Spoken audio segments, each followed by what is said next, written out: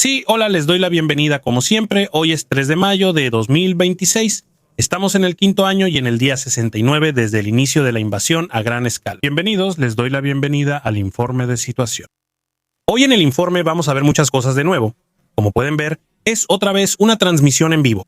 Sí, ahora necesitamos transmisiones en vivo, tenemos que trabajar un poco en el alcance y eso se logra mejor con este formato. Para eso, ustedes tienen la gran ventaja de una ronda de preguntas y respuestas, y en un momento veremos nuevamente cómo funciona eso.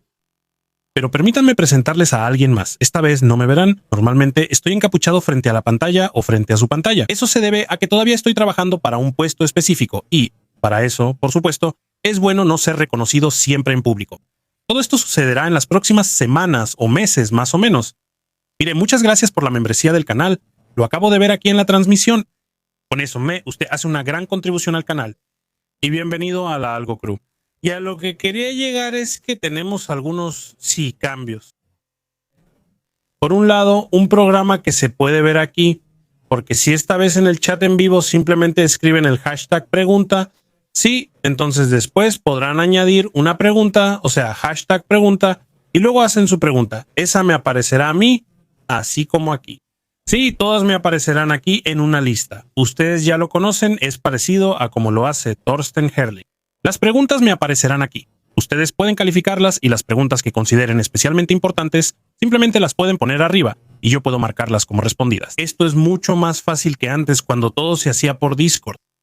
Exacto. Por otro lado, puedo mostrarles algo diferente. Como dije, ya no me ven frente a la cámara porque a algunos espectadores digamos que no les gustó que yo saliera tan cerca de la cámara. También es un poco incómodo. Tengo algo mejor y es el canal. Mi scotchen lo pueden ver aquí abajo a la izquierda en la imagen. Por supuesto, apoya a los dos moderadores aquí en el chat con fondos estéticos. Por eso diría que no nos alarguemos tanto. Empecemos, volvamos a ver el mapa. Veamos qué ha sucedido hasta ahora. Y veo que aquí están regalando membresías del canal. Eso sí que es una locura. Pero no espero otra cosa de esta comunidad, porque son la mejor comunidad que existe. Por cierto, hablando de la mejor comunidad, en YouTube hay una inteligencia artificial propia que está en el área de YouTube Studio, y esa IA analiza tus propios videos y contenidos y también los compara con otros, en general y también enfocada en tu propio canal. Y la otra vez pregunté qué es lo más fuerte en el canal y en realidad me refería a los temas. Y la IA dijo que la Algo Crew es uno de los elementos más fuertes de este canal. Pueden darse una palmada en la espalda. Están presentes en cada video, son los mejores y ustedes también lo saben. Y qué bueno que estén de nuevo aquí. Ahora veo que hay muchísimos miembros del canal presentes. Todo genial. Así que vamos a echarle un vistazo de nuevo. Yo diría que empecemos con esto. Es un video bastante interesante que encontré, porque a veces la innovación no surge de una nueva tecnología, sino precisamente de la improvisación.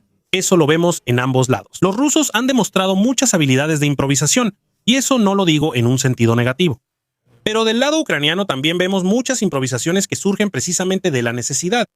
Un ejemplo de esto es este vehículo de ingenieros modificado del tipo BTM-3 que fue adaptado por soldados de la 28ª ucraniana, Brigada Mecanizada Ucraniana. Ha recibido una tarea completamente nueva. Originalmente, este vehículo fue desarrollado para excavar trincheras rápidamente, y la tecnología detrás de esto se basa en un diseño soviético más antiguo, incluyendo componentes del chasis del T-54, pero en lugar de mover tierra, cumple un propósito completamente diferente. Mediante modificaciones específicas y mucha iniciativa propia, la máquina fue adaptada para que pueda colocar alambre de púas, bastante rápido, efectivo y, sobre todo, eficiente, en condiciones en las que el trabajo manual sería casi imposible.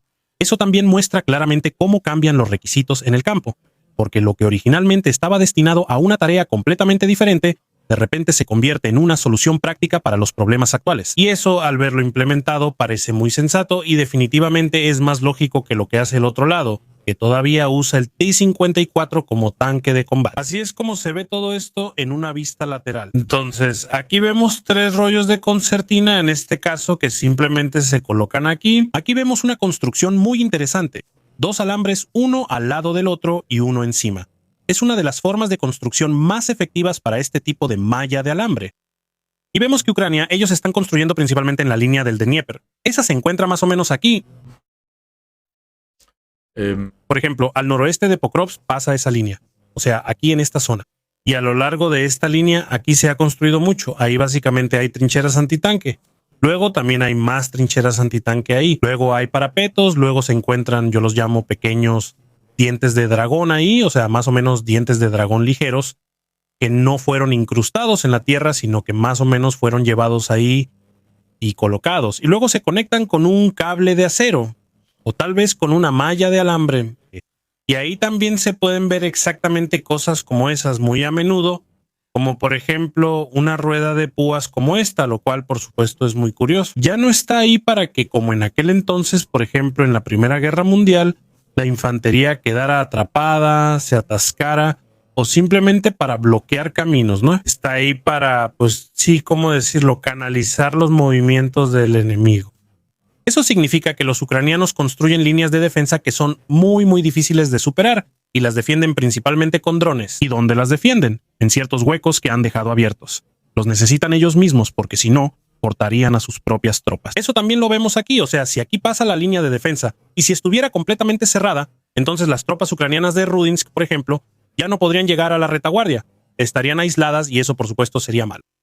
Siempre hay una que otra abertura y esas aberturas son las que hay que defender. Para la defensa en sí, eso por supuesto es bueno. Se necesitan pocas fuerzas para defender una zona muy pequeña. Para los rusos tienen la ventaja de que tienen una zona en la que ahora no tienen que luchar tan fuerte o no necesitan tanta capacidad de ingenieros para poder superarla. Eso significa que para ambos bandos estas zonas son muy importantes. Tienen sus propias ventajas, pero también sus propios inconvenientes, hay que decirlo en este punto. Y justamente en eso se concentran, y con esas construcciones de alambre de púas, o también con terraplenes intentan canalizar a las tropas rusas en ciertas zonas que ya están predefinidas. Ellos van hacia allá, avanzan en ataque porque para ellos también es el camino más fácil para pasar por ahí. Y sí, ahí es donde los ucranianos intentan combatir a las tropas rusas principalmente con drones. Y si los rusos logran pasar, siguen más drones. Y si aún así logran avanzar, siguen los campos de minas. Y si todavía avanzan más, entonces llegan a la primera línea de defensa. Acabo de ver una donación de 24 euros. Muchas gracias por eso. Realmente están apoyando mucho al canal con eso. Sobre todo hoy. Eso lo explicaré más adelante en la transmisión. Sí. La que es necesaria, por supuesto, es en Tuapse. Porque en Tuapse ya está ardiendo de nuevo, como se puede ver claramente aquí. Aquí vemos un incendio, sí, bastante central en la instalación, después de varios incendios que hemos visto en los últimos días. Uno se pregunta, por supuesto, bueno, ¿cuántos han sido hasta ahora? He estado informando aquí casi todos los días sobre incendios continuos o nuevos. Bueno, hasta ahora es así. El 1 de mayo, que es el día en que se grabó este video, fue el primer impacto del mes de mayo, lógicamente. Antes de eso no hubo, pero también es el cuarto impacto en 30 días, eso es impresionante. Tuapse, por si no sabe dónde está. Eso está aquí, junto al Mar Negro. Acabo de ver otra donación de 5 euros, muchas gracias por eso. Eso está junto al Mar Negro. Aquí está, ahí está Tuapse. Y ahí se encuentra un puerto muy importante para los rusos, tan importante como Novorossiysk, porque la flota del Mar Negro fue dividida entre Novorossiysk y Tuapse. Y la última parte está aquí, en la flota del Mar Negro, en el cuartel general de Sebastopol. Aquí pueden ver ustedes mismos el huevo de Pascua. Algunos ya lo conocen. Aquí dice flota menos negra. En todo el mapa de situación, por cierto, hay algunos, los voy a llamar huevos de Pascua escondidos. Ustedes mismos los pueden buscar, tienen acceso al mapa. Desde que alcanzamos los 20,000 suscriptores. Y Tuapse es muy importante, aquí se exporta petróleo, pero también se importan otros bienes, aquí se refina mucho. Y eso es muy importante para los rusos, porque aquí es prácticamente la última, sí, el último punto donde entra el dinero. Y si esta falla, pues no hay dinero. Y necesitan el dinero sobre todo para la guerra. Y como Rusia no es un país de tecnología ni de servicios, sino un país de materias primas, obviamente es indispensable poder exportar materias primas. Acabo de ver otros 5,99 euros, muchas gracias por eso. Así que algo muy importante es, la planta ya está ardiendo otra vez. Ya está ardiendo otra vez. Ese es casi indescriptible. ¿Cómo es posible que no puedan defender un puerto tan importante? A eso vamos. De hecho, esa fue una pregunta retórica. Lo repito por la donación de 5 euros. La acabo de ver. Como ha pasado las últimas veces, empieza con un pequeño incendio. Los bomberos no son capaces de apagar ese incendio. ¿Por qué no son capaces? No es por algún tipo de incapacidad. No, al contrario. Los bomberos realmente dan lo mejor que pueden dar. Definitivamente no es culpa de ellos. Pero es que un incendio así, como pueden ver al fondo, realmente requiere muchísimo personal. Y en el caso de los bomberos rusos, por lo que pude informarme, no es que necesariamente tengan poco personal. El problema es más bien la falta de equipo. Se pueden imaginar, aquí no basta, quienes de ustedes estén en el cuerpo de bomberos probablemente lo saben, con llegar y empezar a apagar el fuego con mangueras pequeñas tipo D o C y con 23 vehículos. No, esto realmente es una situación de gran magnitud. Aquí se necesita que venga muchísima ayuda. También se necesita mucho equipo pesado y ese equipo pesado es lo que falta. ¿Por qué falta? Bueno, los ucranianos han atacado muchas refinerías en el pasado. El equipo se desgasta, pero no hay equipo nuevo. Mucho de ese equipo venía de Occidente. Lo que no se obtuvo de Occidente simplemente no se fabricó en cantidad suficiente. O simplemente faltan los recursos financieros. Sí, porque la guerra es muy cara y hay que ahorrar en otros lados. Tal vez también se ahorra en los bomberos o en su equipo, porque tampoco es realmente barato. El equipo para los bomberos suele ser muy caro. Y si falta ese equipo y los ucranianos siguen lanzando más ataques, entonces vemos aquí al fondo una situación de emergencia que ya no se puede controlar. Entonces los rusos tienen tanto pocas fuerzas como poco equipo para apagar ese tipo de incendios. Así es. Ellos están en el fondo. Por cierto, el residente ruso aquí se queja, al igual que la mayoría de la gente en los alrededores de Tuapse, de que la situación simplemente es difícil, por decirlo de alguna manera. Ya saben lo que significa difícil. El incendio aquí se ha vuelto a extender por completo. La última o la parte más grande de la instalación también sigue ardiendo aquí. Por supuesto, para los residentes locales es una señal de que esta guerra está un poco más cerca o es más efectiva de lo que uno piensa. Sí, cuando uno no se entera mucho de la guerra, eso también se puede entender.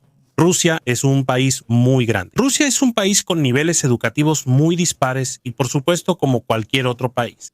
Pero tengo que decir, por supuesto, que el flujo de información y la prensa allá son diferentes a los de los países occidentales, con los que se podrían comparar.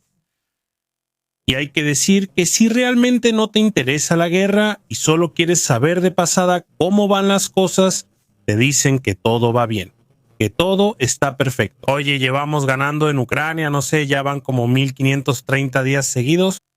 Sí, entonces claro que es difícil cuando ves que aquí la refinería está siendo atacada por cuarta vez en 30 días y ya no puedes seguir con lo mismo. Más o menos prácticamente todo está ardiendo por todos lados. Y claro, eso es una señal, sí, simplemente de la incertidumbre.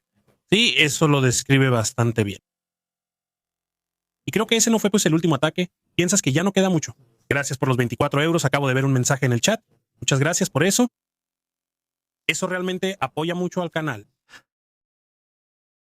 Ahora, por supuesto, está la cuestión. Aquí vemos de nuevo a Benz. Y ahora uno piensa, oye, antes también era así. Los rusos tienen muchísimas refinerías, sobre todo muchas en el oeste.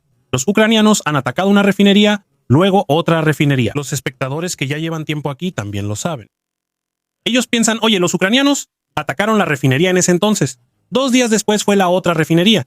2 días después fue una estación de bombeo de petróleo. Y luego tal vez al día siguiente fue otra vez un depósito de petróleo y estaban completamente dispersos. Ahora vemos lo que ya sospechaba el jueves en el informe de situación. Vemos una especie de cambio de estrategia que se está gestando un poco del lado ucraniano, sobre todo si lo comparamos con los últimos 3 grandes ataques.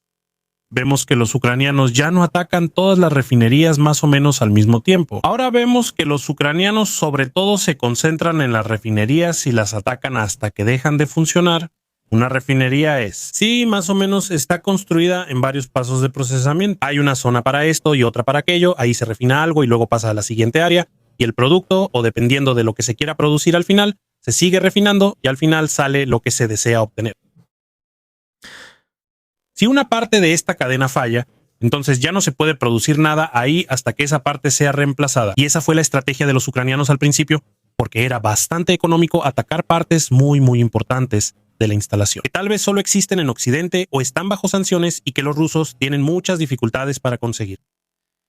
Sí, eso puede ser cierto, pero en la refinería normalmente no hay solo una línea de producción, sino 3 o 4 que funcionan en paralelo y los ucranianos tienen que atacar todas. Y si alguna vez no logran golpear bien una parte o algo así, pues ni modo, y al final los rusos logran arreglárselas improvisando, lo cual normalmente afecta a la seguridad laboral, digamos, pero aún así lo consiguen.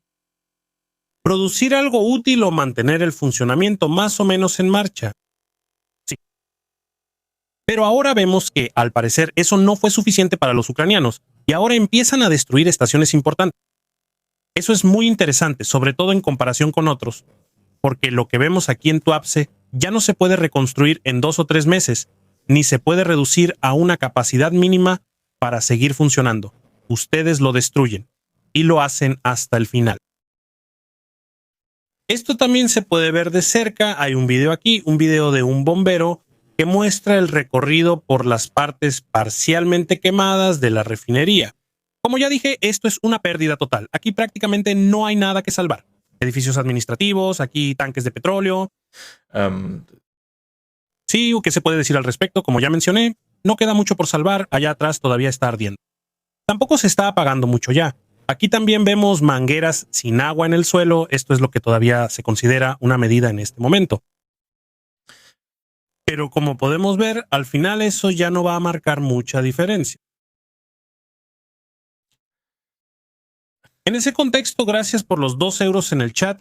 También hay una nueva imagen satelital. Esta imagen satelital no es de Hopset. Hopset es mucho más grande, ya lo vimos la última vez. Eso fue simplemente un informe de la situación de los últimos días. Ahí mostré algunas imágenes satelitales. Es que actualmente no tengo ninguna estrella. Pero esta es una imagen que, en mi opinión, explica muy bien la guerra.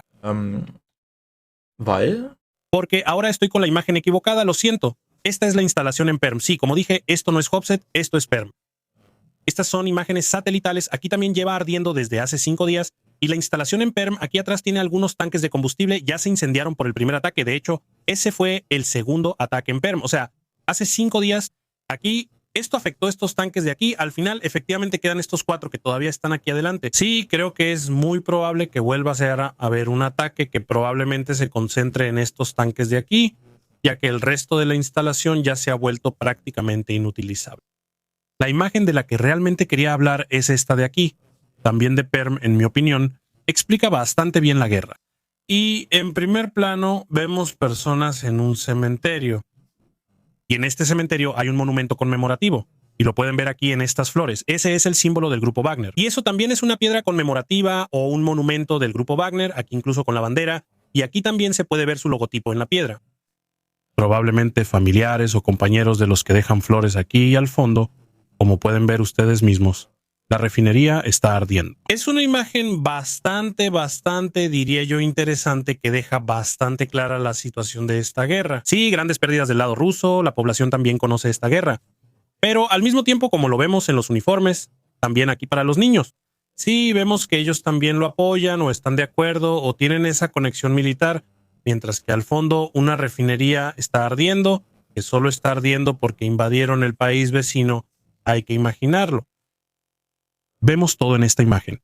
Como dije, los únicos beneficiados, porque los que están aquí al frente no son beneficiados de la guerra, no, ellos son los que tienen que vivir con las consecuencias de la guerra. Si eso es bueno o no, cada quien puede decidirlo por sí mismo, pero definitivamente tienen que lamentar algunas pérdidas que no existirían si no hubieran invadido. Y esas pérdidas sí las vemos aquí distribuidas en el fondo o aquí en este lado, y al mismo tiempo, por supuesto, también pérdidas económicas en el fondo. Sin embargo, la economía, especialmente la economía de guerra, es la principal beneficiada de esta guerra, y sobre todo la industria de las flores. Eso lo digo muy seguido. ¿Por qué la industria de las flores? Bueno, véalo usted mismo. No necesito decir mucho más al respecto. Por más triste o macabro que suene, en la guerra, por supuesto, siempre hay quienes se benefician. Sí, ahora es así. Las refinerías no son atacadas, los depósitos de petróleo son atacados. ¿Qué se puede hacer? La defensa antiaérea rusa no es capaz de interceptar y cubrir todo. Es un tema que tengo para más adelante. Pero por supuesto debe haber ideas. Y por supuesto, ¿qué se hace? ¿Qué pasa cuando no se es capaz de proteger al pueblo? Bueno, entonces, el pueblo simplemente tiene que protegerse a sí mismo. Y con eso llegamos a un artículo muy interesante. Ya subí esto a Telegram hace poco. Unas palabras al respecto. En Rusia actualmente se está discutiendo un paso muy inusual. Las empresas podrían ser responsables de su propia defensa en el futuro. El detonante es una propuesta que viene precisamente de la Duma estatal. El diputado Sergei Mironov exige que las grandes empresas formen sus propias unidades para protegerse de ataques con drones. El enfoque está principalmente en las empresas energéticas y otras industrias estratégicamente importantes. Deben colaborar más estrechamente con el Ministerio de Defensa y contribuir activamente a la seguridad de sus instalaciones. El trasfondo es una nueva regulación legal que permite a las empresas de seguridad privadas utilizar armas ligeras para proteger la infraestructura crítica. Con esto, se han creado las condiciones legales necesarias. Ahora se trata de aprovechar estas posibilidades de manera consistente, pero Mironov va un paso más allá. Para él, no es suficiente que las empresas tengan permitido protegerse. En su opinión, deberían estar obligadas a hacerlo. La justificación debe ser muy clara. Los recursos estatales son limitados, especialmente en tiempos de mayores exigencias de seguridad. Por eso, los actores económicamente importantes también deben asumir más responsabilidad. Eso significaría un cambio significativo. La seguridad ya no sería exclusivamente tarea de las fuerzas estatales, sino también parte de la propia estructura empresarial. Al mismo tiempo, aumenta la presión para actuar rápidamente, sobre todo con miras a eventos políticos importantes y los crecientes ataques a la infraestructura, porque ahí se exige eliminar obstáculos burocráticos y aplicar rápidamente las medidas de protección. Dos cosas que son muy interesantes. Por un lado, hay que decir, por supuesto, sí tiene sentido darles permiso a las empresas para que puedan protegerse por sí mismas, más o menos. Sí, creo que eso también va de acuerdo con lo que buscan muchas aseguradoras. Ellos pueden decir, oye, por ejemplo, tú tienes que, o también en el sentido de muchas empresas, porque así pueden armar un equipo de defensa contra drones relativamente barato y mostrarle a la aseguradora, por ejemplo, oye, mira, nosotros también nos estamos protegiendo por nuestra cuenta. Entonces podría ser que las cuotas que actualmente han aumentado debido al peligro de los drones y los últimos ataques con drones en los últimos meses podrían bajar o podrían haber algunos subsidios por parte del gobierno. Por otro lado, esto también muestra el absoluto fracaso del Estado, porque ya no son capaces de proteger todas sus áreas aquí. Por cierto, gracias por los 2 euros en el chat. Y quien ya no es capaz de proteger a su pueblo, entonces, ¿qué más puede hacer?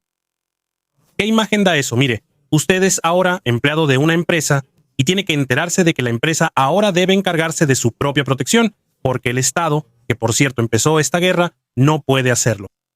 Ahora usted está en peligro dentro del país, porque el Estado, que quiero repetirlo, empezó esta guerra, no logra proteger sus propias instalaciones. Y uno debe, claro, esto se puede remontar mucho en el pasado, se puede argumentar que en el lado ruso un escenario así nunca habría sido imaginable, debido a una absoluta ingenuidad, pensamiento a corto plazo y otros motivos. Tal vez simplemente... sí, lo voy a decir así. Arrogancia. Por supuesto, en ese momento se pensaba que la operación especial sería cosa de 3 días, máximo 3 semanas. De hecho, después de 3 días ya estaban planeando el primer desfile de la victoria. Todo eso, por supuesto, con fuegos artificiales. Y claro que es difícil relacionar eso con el hecho de que ahora nuestras propias instalaciones se están incendiando, por supuesto, del lado ruso. ¿Qué significa realmente la amenaza de los drones actualmente? Entonces, es muy difícil. Rusia está llegando cada vez más a sus límites prácticos al defenderse de los ataques actuales. El número de amenazas está creciendo y están apareciendo cada vez más en diferentes lugares al mismo tiempo. Así que no se trata solo de ataques a instalaciones industriales, sino simplemente de ataques, por ejemplo, a una u otra fábrica de municiones, a una u otra fábrica de explosivos, como hemos visto en los últimos días. Esas también se están viendo arrastradas a esto. Y eso hace que una defensa total sea, por supuesto, poco realista. Especialmente en el sur, sobre todo en Tuapse, esto se vuelve especialmente evidente. Pero el verdadero problema es mucho más profundo. Proteger un país tan grande al mismo tiempo, en cualquier momento y en cualquier lugar, requiere enormes recursos, y esos no están disponibles de manera ilimitada. Por eso surge una competencia silenciosa por las prioridades. ¿Qué es realmente digno de protección? ¿En qué sistemas debería centrarse uno? ¿Y qué regiones tienen que conformarse con menos? Esa decisión tiene consecuencias. La protección, o más bien proteger un lugar, actualmente significa menos protección en otro lugar. Eso significa que los rusos tienen una cantidad determinada de cañones antiaéreos o medios de defensa antiaérea. Y si ahora dicen que priorizan, por ejemplo, uno u otro puerto petrolero más, entonces esa priorización se pierde en otros puertos petroleros. Y también en el liderazgo político parece estar imponiéndose poco a poco la comprensión de que ya no existen zonas completamente seguras. Incluso las regiones centrales ya no pueden considerarse automáticamente como intocables. En ese contexto, ciertos pasos políticos parecen menos una muestra de fuerza y más una gestión de riesgos. Se trata de ganar tiempo, reducir la presión y limitar la propia vulnerabilidad. Pero el problema real sigue existiendo. Y es que cuando uno asegura áreas clave, surgen nuevas brechas. Y precisamente esa dinámica es lo que hace que la situación sea tan difícil de prever. La defensa, en cambio, tiene que concentrar recursos y, en ese punto, inevitablemente se debilita. Al final, lo que queda es un dilema estructural. Cuanto más se intenta asegurar áreas clave individuales, más difícil se vuelve. Y eso, por supuesto, lo hace difícil de controlar. En este punto, gracias por los 20 euros, creo que hoy vamos a alcanzar nuestra meta. Muy bien, sigan así. Realmente están apoyando mucho al canal. Como pueden ver, mi perro simplemente desapareció. Por supuesto, eso no es bueno para un técnico de streaming.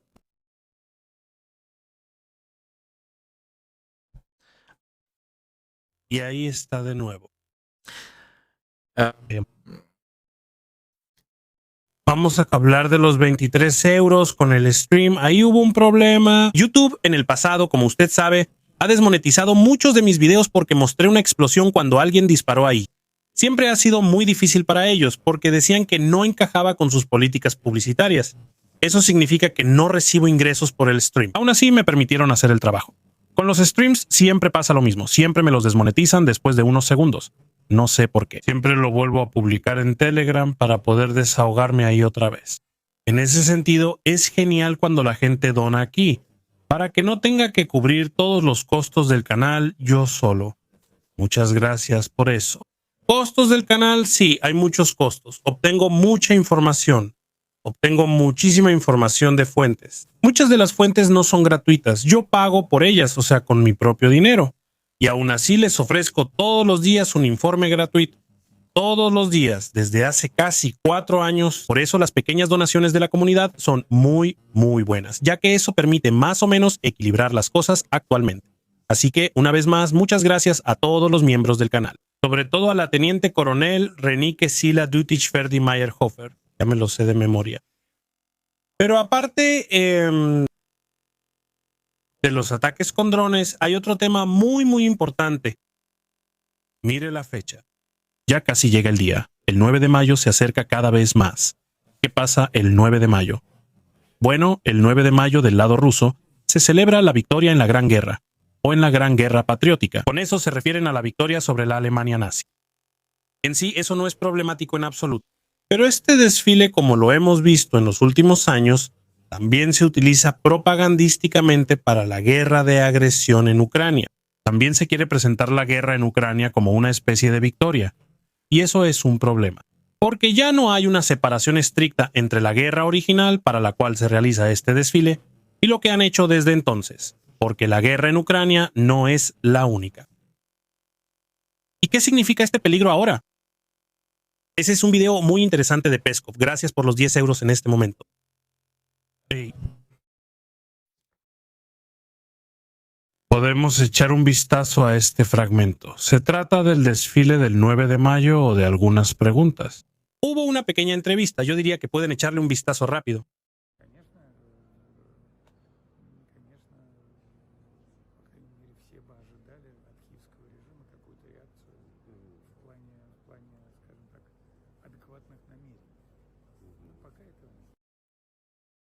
Sí, usted mismo lo ha leído.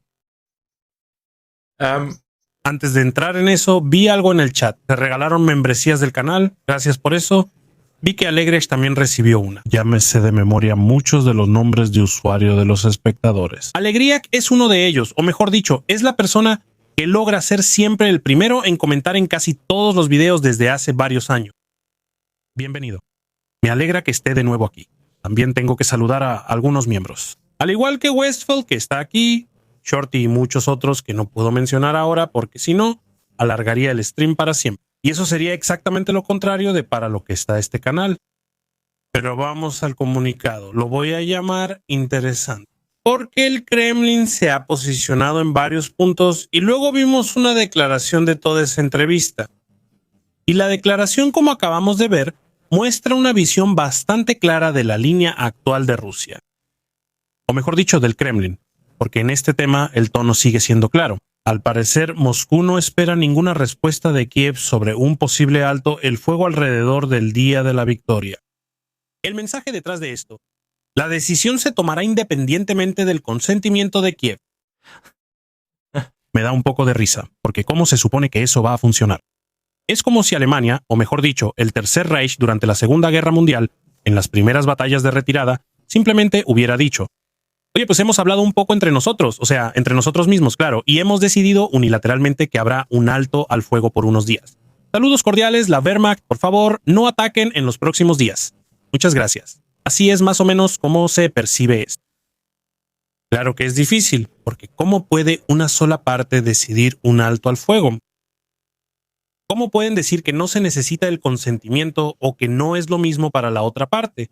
¿Cómo se supone que eso va a funcionar? Volviendo al tema de la guerra en Ucrania, la decisión sobre un posible alto al fuego alrededor del 9 de mayo depende únicamente de Putin. Todavía no hay fechas concretas establecidas. Al mismo tiempo, Moscú espera o está esperando, como Peskov mismo añadió al final, una reacción oficial de Kiev. Pero en realidad no sería necesaria, ya que solo serviría para demostrar una intención adecuada. Sería, por lo tanto, puramente simbólica. Eso lo vemos aquí en la última frase. Primero dice, sí, entonces alto el fuego, para eso no hace falta aprobación. Eso lo decidimos nosotros simplemente. Y aquí sería así. Sí, estaría bien si de todos modos respondieran, pero sería solo puramente simbólico para que demuestren que hay una buena intención. Eso, por supuesto, es difícil de argumentar. Aparte de esta, digamos, declaración interesante, hubo algunas otras cosas que mencionó y que no se vieron en el video, pero las resumí para usted. Primero, habló sobre política exterior. Según el portavoz del Kremlin, Donald Trump no fue invitado al desfile militar del 9 de mayo en Moscú. ¿No fue invitado? Eso, por supuesto, es una clara señal que muestra lo reservados que son actualmente, incluso con gestos simbólicos. Al mismo tiempo, el Kremlin obviamente lidia con las expectativas y también quiere ver avances diplomáticos rápidos. Se dice que una sola conversación entre Putin y Trump difícilmente cambiaría la situación global. Actualmente los conflictos son demasiado numerosos y demasiado complejos. Si recordamos, las conversaciones entre Trump y el Kremlin apenas tuvieron efecto incluso antes de los demás conflictos. Eso ya es casi una mala perspectiva. Y quiero dar las gracias por otros 20 euros en el chat. Muchas gracias, cada vez estamos más cerca de la meta. Realmente ayudan a mantener el canal en funcionamiento. Económicamente también se presenta un panorama mixto. Mientras que oficialmente se enfatiza que las cifras publicadas gozan de confianza, al mismo tiempo se admite una caída del Producto Interno Bruto, porque la economía rusa está mal. En general, y eso lo tengo que enfatizar de nuevo antes de que lea el comentario 1000 veces, la economía rusa, en resumen, está estancada o a veces sube un poco y a veces también baja en este momento. Ahora mismo es bastante difícil decir en qué dirección va, pero probablemente primero un poco hacia abajo. ¿Por qué ha seguido creciendo en los últimos años? Porque el Estado posee muchos recursos estatales y puede invertir esos recursos estatales en su propia industria armamentista. La industria armamentista se fomenta y apoya de manera extrema. Y por eso también se puede ver que la economía en general, debido a que la economía de guerra aumenta muchísimo, crece. Por otro lado, desde el año pasado, vemos muchísimas empresas que se declaran en quiebra. Muchísimos aumentos de impuestos, muchísimas propuestas para hacer la vida en Rusia un poco más difícil para los ciudadanos comunes. Es decir, como consecuencia no intencionada de sus decisiones. Así es como hay que decirlo, por supuesto. Por ejemplo, a través de las altas tasas de interés que se deben pagar o por simplemente altos impuestos. Usted sabe que la pensión rusa no es alta. Está en aproximadamente 240 euros. El salario ruso es de aproximadamente 800 euros. Es bastante difícil, debo decir. Sí, hay que decirlo, por supuesto, del lado ruso para los ciudadanos comunes, especialmente si uno, digamos, gana en promedio 800 euros, hay quienes ganan solo 600 euros y todavía tienen que pagar renta. O tal vez tienen propiedad, eso no es tan grave, pero tal vez pagan renta. Y un pedazo de mantequilla cuesta 4 o 5 euros. Eso, por supuesto, es mucho, sí. Y todo eso, por supuesto, debido a una guerra. Pero Rusia, es decir, el Kremlin ahora se interesa menos por los ciudadanos comunes, que son más o menos indiferentes. Lo importante es que de alguna manera ganen esta guerra y el Kremlin piensa que todavía es así. Mientras más dinero y recursos inviertan en el ejército, más avanzan en el frente. Lo que en un sistema como el de Rusia es algo difícil debido a la alta corrupción. No digo que en Ucrania sea diferente. Sí, en Ucrania, por supuesto, también hay corrupción. Ni siquiera hace falta hablar de eso. Pero sobre todo en Rusia ha habido muchísimos casos de corrupción. Y todavía hay muchísimos casos de corrupción. Y lo vemos especialmente también en el frente. Incluso los propios soldados son más o menos explotados por sus superiores en muchísimos videos de quejas. Tienen que pagar una cuota de protección. Imagínese eso. Imagínese, usted se ofrece como voluntario, ¿no? La mayoría de los rusos que están en el frente ahora mismo están ahí voluntariamente por las grandes promesas de dinero. Se les promete que recibirán un gran pago especial, se les promete que tendrán un buen salario. Van al frente y a veces sí reciben salario. Hemos visto que algunos no reciben salario, o mejor dicho, en ese caso. Luego están en el frente y tienen que ver cómo consiguen dinero en efectivo o que los pagos se hagan a través de los familiares a los comandantes de ellos. Y los comandantes pues más o menos los libran del próximo asalto. Entonces no vas en la primera oleada, sino en la segunda o tercera, o de hecho te quedas un poco al margen del ataque, más o menos de manera pasiva. La primera oleada casi siempre la ocupan con personas que se han portado de manera injusta con el comandante. Bueno, injusto es, por supuesto, desde el punto de vista del comandante, injusto. Desateo en primera oleada. Se puede argumentar más o menos aún mejor. Personas que, por ejemplo, no pagan pagos de extorsión. En unidades donde existe algo así, claro que no es en todas las unidades, pero sí hubo reportes sobre algunas unidades cuando vimos la queja nosotros mismos. Y si no pagan, los mandan al matadero. Si dicen algo tonto, los mandan al matadero. Si se emborrachan y se pelean, los mandan al matadero. Si dicen algo malo, los mandan al matadero. Si dicen lo que hace el comandante, los mandan al matadero. Y mandarlos al matadero del lado ruso significa que los eliminan. Ya conocen ese término. Pueden integrarlo en su propio vocabulario. Veo que hay 20 euros. Muchas gracias por eso. Ya vamos 5 de 10. Esto es realmente una locura. Creo que es un buen stream. Me parece bien que tengan una comunidad tan increíble que también me ayuda en ese aspecto. Para poder salir adelante. Como dije, pues un canal así no es completamente gratis, por supuesto. Hay ingresos por publicidad, pues también hay muchos que me mandan uno que otro euro por PayPal, pero la mayoría, como dije, se utiliza principalmente para obtener información en el sentido más amplio o para la compra de nuevos parches para ellos. O para proyectos. Por cierto, pueden estar atentos. Hay algunas cosas en proceso que van a estar bastante interesantes. En este punto quiero mostrarles algo rápidamente antes de pasar al siguiente tema. Y como pueden ver ustedes mismos, aquellos que participan en este reto de 20 euros, la donación más alta va a recibir algo. Y otra donación más de este fondo de más de 20 euros, una donación al azar. Enseguida les muestro qué es.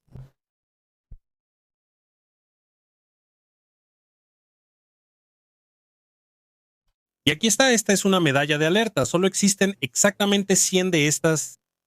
De esas ya se han entregado 13. ¿A quién se les entregan? Se entregan a personas que, por ejemplo, tienen el rango de teniente coronel. Se entregan a personas que han sido muy activas en el canal, que también me han ayudado a conseguir información. Por ejemplo, personas que conozco que están en el frente y siempre mantienen contacto conmigo, de quienes también recibo información.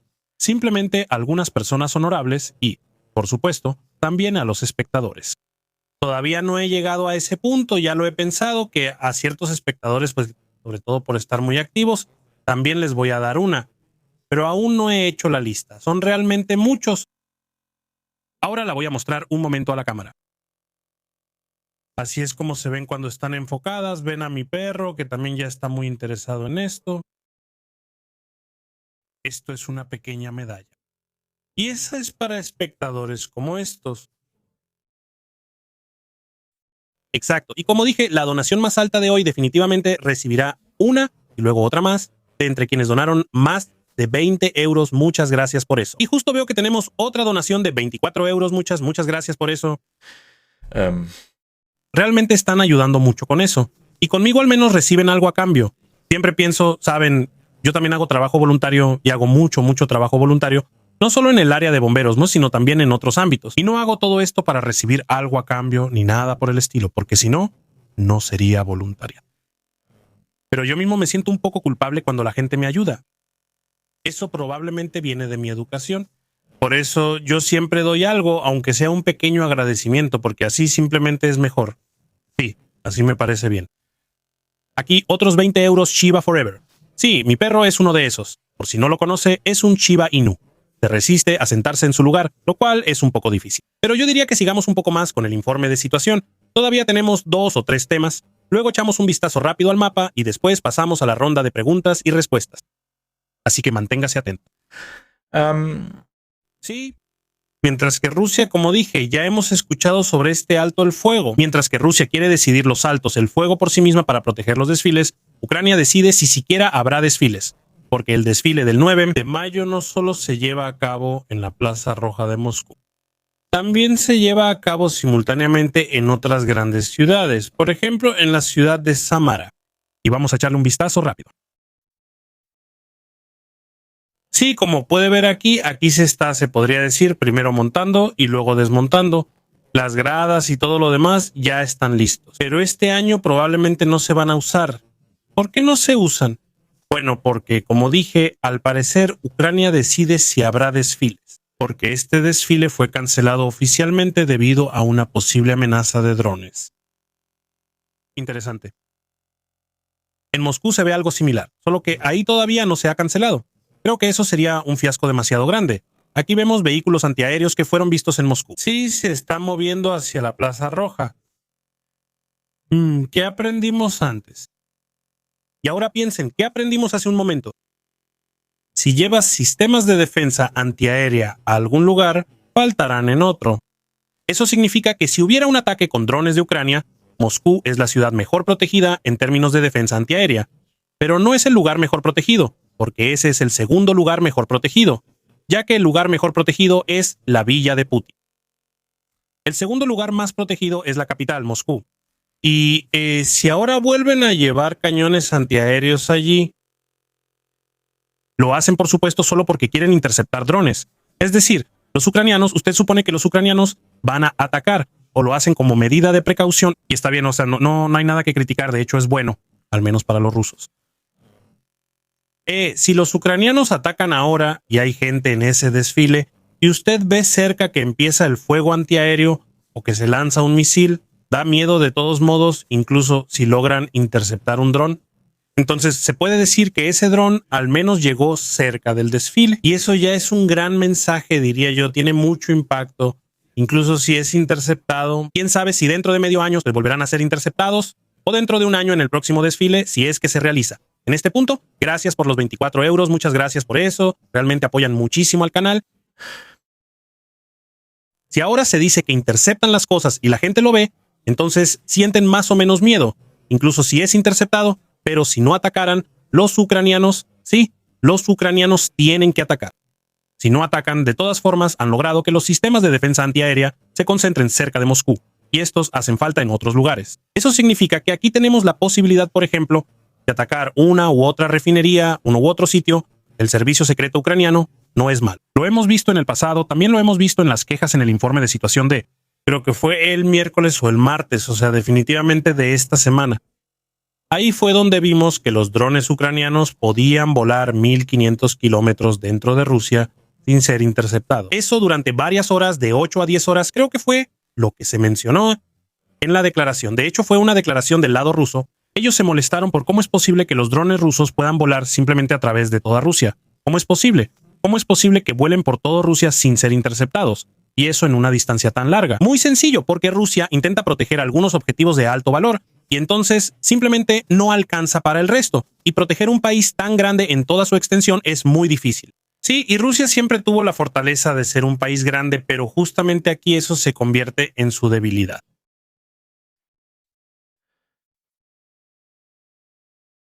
Veamos el último video antes de pasar al mapa de situación.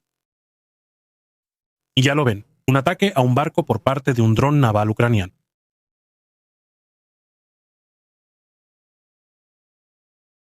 Sí, y aquí vemos otro incidente que muestra cómo los ataques ahora también se extienden a objetivos marítimos. Cerca del puerto de Novorossiysk, que ya les mostré antes, 2 petroleros que forman parte de la llamada flota fantasma fueron alcanzados. Se sospecha que estos barcos se utilizan para exportar materias primas eludiendo las sanciones. Los ataques ocurrieron directamente en la zona de acceso al puerto, es decir, en un lugar que en realidad debería considerarse especialmente protegido. Como antes, aquí puede ver, esto es justo segundos antes del impacto, que el barco fue atacado en el sistema de timón. Eso tiene la ventaja de que el barco no se hunde, los tanques no se dañan, pero la libertad de movimiento se ve muy limitada. Tampoco hay un gran derrame de petróleo. Como dije, los tanques están más adelante en el barco. Sin embargo, la costosa reparación sigue siendo necesaria y, sobre todo, el rescate del barco, porque la sala de máquinas suele estar cerca de esa zona. Eso significa que con alta probabilidad el barco ya no puede moverse por sí mismo. Así que hay que enviar otros barcos para remolcarlo. Eso cuesta mucho dinero. Por supuesto, hay que asegurarse de que ese barco sea reparado y, naturalmente, la aseguradora también se enoja y aumenta las primas, lo que hace que todo sea más difícil para los transportistas y las navieras, porque entonces dicen: o ahora tenemos que asegurar nuestro barco a un costo extra alto si queremos entrar a este puerto. Y tendrán que entrar a ese puerto, lo que significa que ganarán menos dinero, pero también significa que en general ganarán menos dinero porque falta un barco más. Y por eso tienen altos costos adicionales. Así que es bastante fuerte. Veamos el mapa. Novorossiysk, de la que acabamos de hablar, está aquí. El barco fue atacado aproximadamente aquí. Eso significa que aquí vemos un puerto bastante bueno, una verdadera potencia portuaria, que se podría proteger fácilmente si se tuvieran los medios en ese lugar. Veamos el frente. No ha cambiado mucho. Dije recientemente que puedo resumir toda la situación del frente de la semana pasada en quizás 5 minutos. 21:03 creo que podría terminar incluso más rápido si realmente me lo propusiera. Voy a hablar brevemente sobre las secciones. Para todos los que ven este mapa por primera vez o que no han estado aquí por un tiempo, aquí no ha cambiado nada. Esto está en la frontera con Bielorrusia. ¿Por qué debería cambiar algo aquí? Ucrania sigue asegurando esta zona con 4 brigadas que están en constante rotación con otras brigadas aquí. Por parte de Bielorrusia no hay nada que reportar. Aquí, de este lado, en dirección a Sumy, recuerdan que los rusos querían atacar Sumy hace 2 años.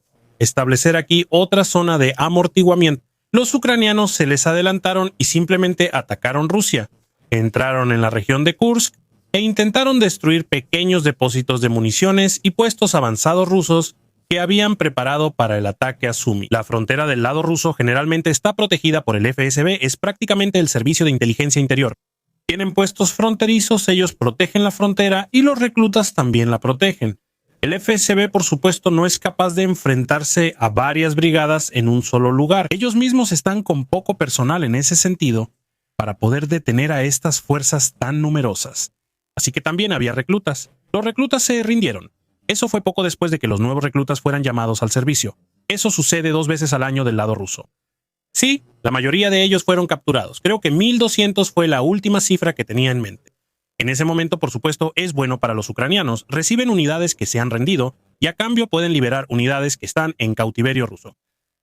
Sí, los ucranianos tomaron un territorio grande, tan grande como Berlín. Los rusos pudieron recuperarlo con la ayuda de los norcoreanos y desde entonces han intentado crear una zona de amortiguamiento en esta área. Eso sigue siendo más o menos del tamaño que se puede ver aquí. Entonces, en esta área de aquí no ha cambiado mucho, no veo que se haya enviado nuevamente la membresía, al menos ahí sí hubo un cambio. Muchas gracias por eso. Creo que hay algunas personas que le agradecen eso. Exacto, porque estoy leyendo rápidamente el chat. Alguien dice que tuvo anuncios. Sí, YouTube pone anuncios. Yo dejo el video al principio. También escribo que debe ser monetizado. Pero el algoritmo necesita un poco de tiempo para ver el contenido. Y sobre todo después de mostrar fábricas ardiendo, normalmente se desmonetiza. Él dice que de todos modos ven anuncios, pero al final simplemente se queda ahí, en YouTube. Es un poco tonto, pero bueno, ¿qué se puede hacer con ese sistema? Aquí, la siguiente zona, Umburfchans. Por cierto, esto aquí es rojo. Esto aquí está conquistado por los rusos. Tengo que corregirlo rápido. No vayan a pensar que esto lo conquistó Ucrania. No, esto lo conquistaron los rusos. La Umburfchans, más o menos en realidad completamente conquistada por las fuerzas rusas. Solo les tomó 3 años. Al mismo tiempo, hubo algunos ataques aquí a lo largo de las aldeas. Fueron repelidos. No he escuchado nada nuevo aquí. Mi última información fue que los ucranianos pudieron defenderse. Y así debe haberse quedado, si no he escuchado nada más al respecto. Y eso en ambos lados, por supuesto. Debe imaginar que yo también verifico la información de ambos lados. Kupiansk, sí, querían conquistarlo. Avanzaron bastante. Todo lo que está marcado en azul claro aquí, alguna vez estuvo bajo control ruso. Los ucranianos los hicieron retroceder. Aquí, en la franja azul, Zelensky apareció en un mensaje de video diciendo que pudieron hacer retroceder a los rusos. Desde entonces, no ha pasado mucho. Aquí en Peshane, los rusos están atacando. Siempre hay escaramuzas aquí. Así que, en realidad, esto sigue siendo una zona gris. Aquí siempre ha habido una que otra escaramuza. Los rusos fueron repelidos aquí la última vez. Pero usted mismo puede ver, la situación aquí tiene 4 meses de antigüedad. Desde entonces, no ha pasado mucho aquí. Bueno, yo reviso esta parte de la imagen casi a diario. Pero en general se puede decir que los rusos todavía intentan avanzar aquí en Peshan. Por un lado, por la carretera P07, por otro lado, intentan avanzar por esta localidad. Aquí tienen puestos avanzados. Establecerlos aquí y luego atacar hacia Kupiansk. No sé si eso será posible este año que lo logren, pero creo que no. Aquí en este lugar prácticamente no ha pasado nada. Esa es una marca antigua. No se deje engañar por eso. Ahora escuché que los ucranianos han lanzado contraataques de nuevo. especialmente aquí en esta zona, o sea, hacia el centro de la ciudad. Pero ahí tampoco hay muchas novedades, prácticamente no hay geolocalizaciones. Los ucranianos casi no publican nada más del lado ucraniano. Es bastante difícil por la seguridad operativa, pero del lado ruso es igual. Eso significa que en cuanto a la información, por un lado hay que decir que intentan ocultar todo lo que pueden. Por otro lado, actualmente también está pasando muy poco en el frente. No es casualidad que en los últimos días siempre veamos reportes de drones en el frente, algo similar en Konstantinivka. Todavía intentan conquistar el invernadero y al mismo tiempo también intentan tomar esta zona, junto a la estación de metano. Es posible que los combates se hayan desplazado un poco más al norte, aproximadamente aquí, a la altura de esta calle. Pero no se sabe mucho más al respecto. Esta zona de aquí. Y veo que se ha sumado alguien más. Muchas gracias por eso. Bienvenido a la All Go Crew. Tampoco ha cambiado mucho en dirección a la escuela vocacional. Esa también es una geolocalización antigua de uno de los informes de situación anteriores. Como dije, antes dibujaba los tramos del frente. Claro, hay que decir que en ese entonces yo era demasiado ambicioso. Antes lo hacía todos los días y ahora mire, todos los días.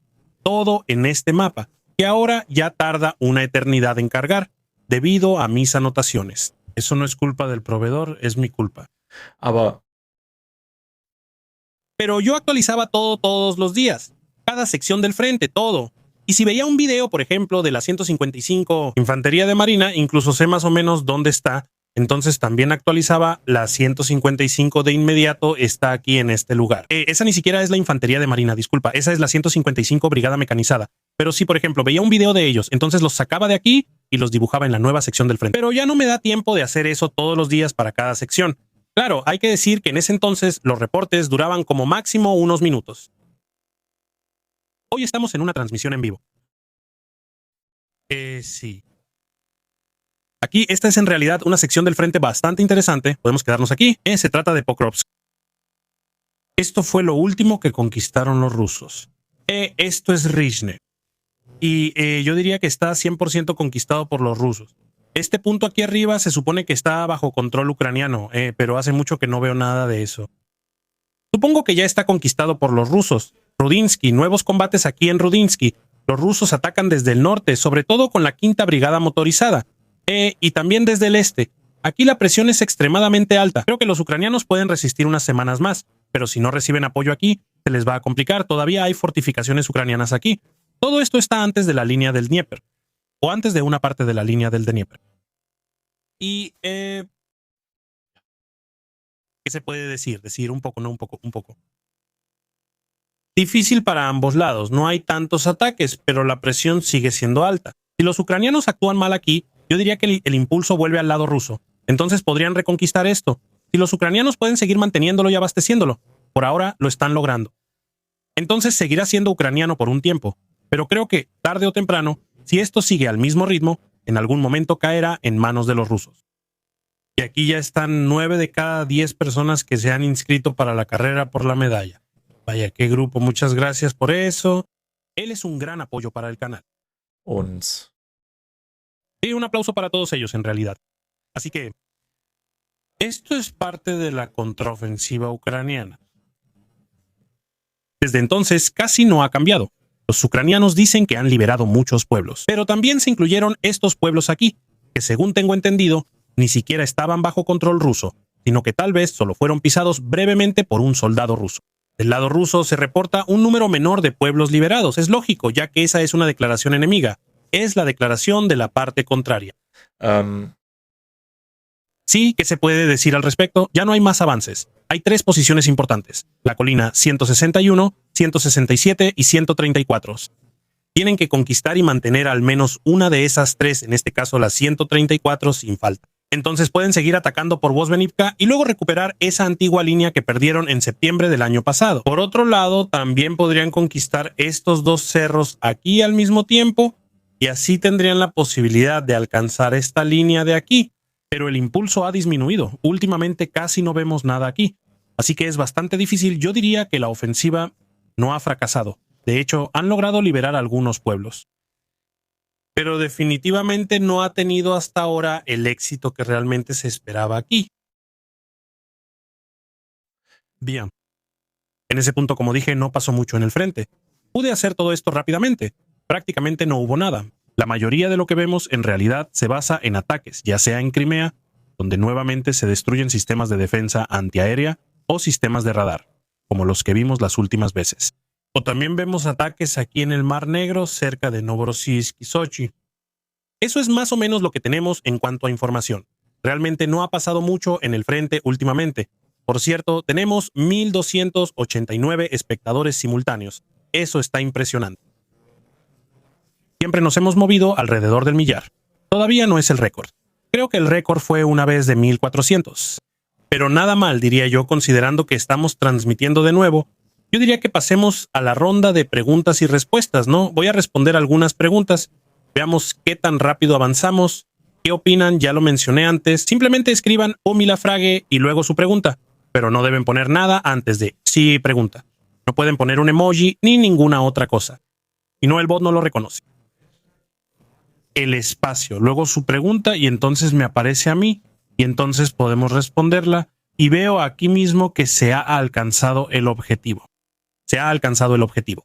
Acaban de entrar 20 euros más. Es la 10ª donación. Muchas gracias por eso. Usted ha cofinanciado este stream. Usted ha mantenido este canal funcionando hoy y ha hecho posible que al menos pueda cubrir parte de los gastos aquí a través del stream.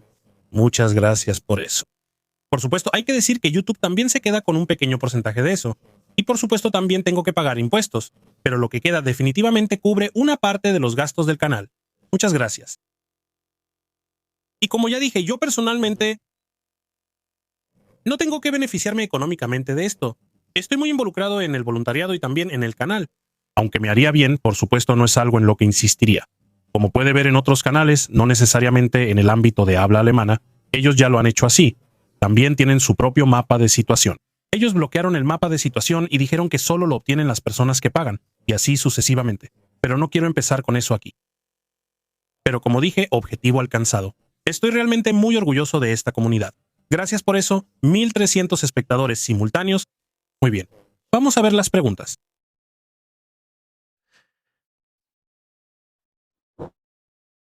Si usted como espectador también puede ver esta página aquí, el enlace a veces lo muestran los moderadores. Ahí puede hacer clic y entonces una pregunta que usted considere muy importante será votada y me aparecerá hasta arriba. Una pregunta que no me parece tan importante puede darle voto negativo y entonces se mostrará abajo. ¿Cuál es la ventaja? Una ronda de preguntas y respuestas como esta, por supuesto, no puede durar para siempre. Está limitada en el tiempo de alguna manera, y así las preguntas más importantes o interesantes tienen una alta probabilidad de ser respondidas definitivamente, y las otras simplemente quedan fuera. Pero esas se pueden hacer la próxima vez. En realidad, yo lo había planeado para las 21:30, pero veo que hay 24 preguntas. Voy a ver hasta dónde llegamos. Luego les diré cuándo responderé la última pregunta. Así todos pueden volver a escribir y en algún momento haremos un corte. Porque hoy es domingo y seguramente quieren empezar bien el día mañana. Wokambite pregunta de miembro, ¿cuál es el estado actual de la defensa contra drones FPV con fibra óptica? Israel está cayendo directamente en la trampa en este momento. Bueno, la situación actual es la siguiente. Los drones de fibra óptica solo pueden ser neutralizados más o menos disparándoles, chocándolos con otros drones o usando una señal de luz muy fuerte. Eso también lo vimos en un video. Un dron voló hacia allá y luego dirigió una señal de luz muy fuerte y concentrada hacia el cable de fibra óptica de un dron de fibra óptica que estaba al acecho. Y con eso se bloqueó la comunicación y el dron quedó inmovilizado. Por lo que pude entender, le pregunté a algunos amigos que trabajan en tecnología de hardware y me dijeron que eso es limitado. Mientras ese cono de luz esté sobre ella, el dron no puede moverse. Cuando el dron se aleje volando, en algún momento podrá recuperarse. Eso significa que la forma más efectiva sigue siendo derribar ese dron, porque usan cables de fibra óptica y no se pueden interferir electrónicamente. Alternativamente, claro, si alguna vez tienes ese cable en la mano, ese cable delgado, entonces puedes cortarlo. Así también se interrumpe la conexión. Ya hemos visto 23 videos de eso, funciona. Pero la manera más efectiva aquí es realmente simplemente derribarlo. Veo que acaban de llegar 10 euros en el chat con el mensaje. Muchas gracias por tomarse tanto tiempo para este canal, además de su formación. Saludos desde Austria, muchas gracias por eso.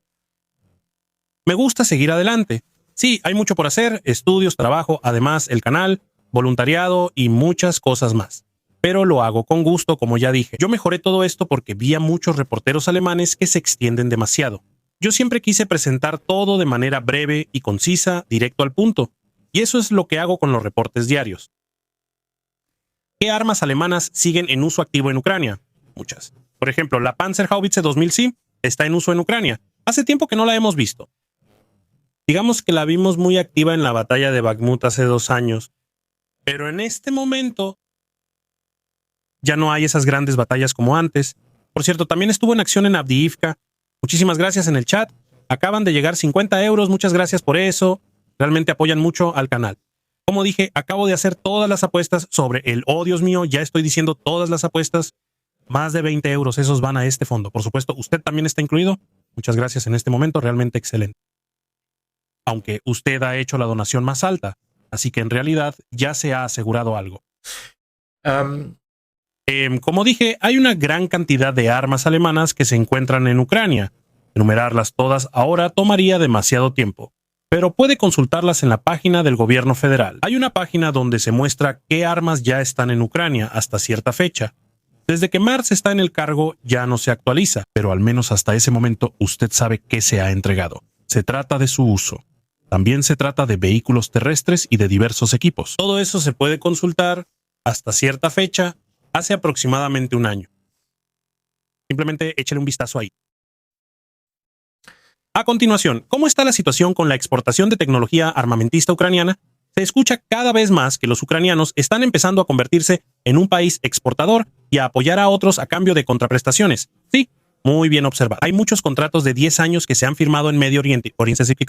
En este punto hay que decir que según sus propias declaraciones, Ucrania actualmente produce en algunos sectores más drones de los que consume. No se trata solo de drones FPV o drones de largo alcance, y sobre todo no de drones de largo alcance, pero hay muchos drones, especialmente en la defensa contra drones, que están del lado ucraniano. Ahora se están exportando, y sobre todo drones precisamente para la defensa contra drones Shahed, y de hecho es exactamente el tipo de dron que también se usa en Irán. También se utiliza. Imagínense, en horas de guerra en Irán, Estados Unidos gastó 4,000 millones en medios de defensa antiaérea. Para drones Shahed baratos, un dron Shahed cuesta $130,000, así que disparar un misil Patriot que cuesta 3.5 millones por eso, pues obviamente no tiene sentido. Los ucranianos han creado buenos reemplazos para eso. Un dron Sting, el dron Sting es el dron interceptor, o sea, un dron de intercepción de la empresa Wild Hornet, y cuesta alrededor de 3.500 no es caro, 3.500 euros por un dron interceptor.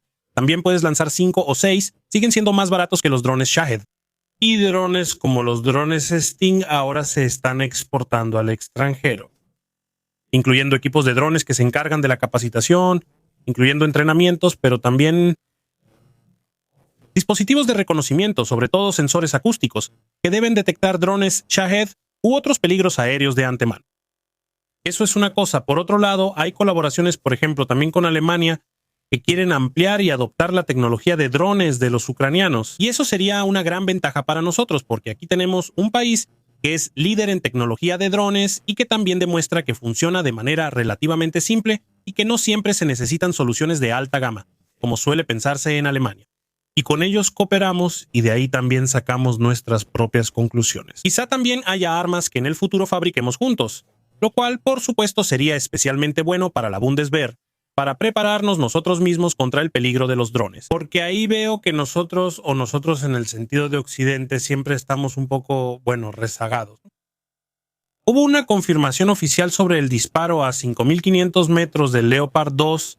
Se refiere a un disparo récord que supuestamente fue realizado por el lado ucraniano. Se trata de la destrucción de un tanque ruso a unos 500 metros. Me ocupé bastante intensamente del tema en los días siguientes. No he sabido nada nuevo al respecto. Ese tipo de cosas tienen que ser verificadas. Normalmente eso tarda, yo diría, medio año. Pero intentaré recordar la pregunta. Como dije, todavía estoy un poco involucrado en el tema. Si obtengo algo nuevo, por supuesto lo compartiré en el informe de situación o tal vez incluso suba un video propio. ¿Y qué pasa con la exportación de tecnología armamentista ucraniana? Esa fue la pregunta de hace un momento. ¿Por qué se escucha tan poco sobre ataques ucranianos a la infraestructura ferroviaria rusa? Los rusos siguen siendo extremadamente dependientes de su red ferroviaria. Bombardear centrales de control, puentes, etcétera. Sí, es una buena pregunta. Veamos el mapa. El año pasado vimos muchísimos ataques. Aquí en esta zona hemos visto ataques aquí. También hemos visto ataques que llegaron hasta Volgogrado, la antigua Stalingrado. O sea, aquí y en este cuadrante, o sea, prácticamente desde Stalingrado o Volgogrado hoy en día hasta este Pin Azul, desde el Pin Azul hasta Rostov, que es un punto logístico muy importante. El 70% de las mercancías que van al frente ucraniano pasan por Rostov. Hasta aquí abajo, hasta allá arriba y luego otra vez aquí arriba hacia Volgogrado. Últimamente ha habido muchísimos ataques precisamente a la red ferroviaria rusa, sobre todo en 2025, quiero decir, perdón, el año pasado. Desde entonces ya no escuchamos tanto. Me puedo imaginar, o sea, claro que no puedo hablar por los ucranianos, porque solo ellos saben por qué lo hacen. Y si no lo publican, solo podemos suponer. Pero en mi opinión, ese es el caso. Porque sí, del lado de Estados Unidos e Israel se ha iniciado una guerra en Irán. Esta guerra ha hecho que los precios del petróleo se disparen. Esta guerra hace que el petróleo y también los precios de la gasolina no solo suban aquí en Occidente. De hecho, también hace que Rusia pueda beneficiarse de nuevo. Recuerde, el barril de petróleo costaba entre 50 y 60 dólares justo antes de lo de Irán. O en tiempos malos, sí, y en este caso los tiempos malos son buenos tiempos para Ucrania porque pueden comprar barato y Rusia no gana tanto con eso. Rusia o la Duma estatal calculó el presupuesto esperando un precio del petróleo de 80 a 90 dólares por barril y con eso también hicieron sus cálculos para la guerra. Luego el precio del petróleo bajó, lo cual obviamente es malo. Y ahora que ha vuelto a subir, es bueno otra vez para Rusia. Están recibiendo más dinero de nuevo y también, digamos, debido a que el estrecho de Hormuz estuvo cerrado varias veces, incluso el petróleo ruso, que digamos es menos atractivo, de todos modos fue comprado. No solo es poco atractivo desde el punto de vista de los europeos, también lo es desde la perspectiva de Asia, porque hay petróleo de mejor calidad, sobre todo el que viene de los países árabes. Y ese es el que se compra principalmente, y bueno, ahora me puedo imaginar que los precios del petróleo van a subir, que Ucrania dice que ahora están atacando principalmente instalaciones energéticas otra vez, sí, sobre todo aquellas que le causan un daño financiero extremo a Rusia, ya que así obtienen menos ganancias. Y ahora están usando estos drones para eso en lugar de atacar, por ejemplo, alguna estación de tren en la retaguardia. Eso es lo que me imagino, sí. Porque después de los ataques a las vías férreas, casi no hemos tenido hemos visto una reacción coherente del lado ucraniano. Ningún ataque ni nada. Nada que se basara en eso, digámoslo así. La siguiente pregunta. ¿Qué haces si de repente te alertan? Power Auto. Buena pregunta, sí, todavía estoy en el cuerpo de bomberos voluntarios. Si me alertan, me levantaré y me iré. En muchas alarmas se trata de salvar vidas humanas. Salvar vidas humanas es una de las cosas que realmente me gusta hacer. Y no importa si es directamente en el servicio o de manera pasiva, nosotros mismos sabemos que hemos donado mucho a Ucrania, incluso vehículos, para poder salvar personas. Hemos donado perros rastreadores y perros de búsqueda y cosas así, sí. Salvar personas es una de las cosas que uno puede hacer y a lo que uno puede dedicarse muy activamente. Y eso es lo que esta comunidad ha hecho sobre todo. Por eso estoy especialmente orgulloso de ellos. Y como dije, cuando me avisan, entonces empieza todo. Me levanto y me voy. Y lo mismo pasa en la vida privada también. Y una alarma, sí, lamentablemente no siempre se puede prever. Pero bueno, uno simplemente tiene que sacrificar un poco su vida privada. Algunos sacrifican un poco más. ¿Hay datos actuales sobre qué porcentaje de las exportaciones de petróleo ruso se están perdiendo actualmente debido a los ataques aéreos? Sí, hay datos. El problema con estos datos es solo que ya no se actualizan al alza. Sí, existe una tabla así, pero ahora mismo no recuerdo cómo se llamaba la persona que la publicó alguna vez. La he mostrado varias veces en Lagerburdick y algunas veces más en Telegram. Ahí se muestran las refinerías de petróleo más grandes del lado ruso. Debajo se indica cuántas veces han sido atacadas y así sucesivamente. También se muestra la capacidad de producción. Pero el asunto es que cuando una refinería ha sido atacada y se dice que ahora solo puede producir el 85% de su capacidad total, entonces en esa lista también permanece en 85%. Es decir, si los rusos pueden reparar esa parte, por ejemplo, o pueden volver a aumentar la producción, eso ya no se actualiza en la tabla. Eso significa que solo puede bajar más, pero ya no subir. Por eso sí, hay datos sobre qué porcentaje de las exportaciones de petróleo rusas se pierden debido a los ataques aéreos, pero actualmente no hay datos realmente actualizados, al menos no hay datos a los que tengamos acceso. Yo soy analista de fuentes abiertas, no soy un servicio de inteligencia.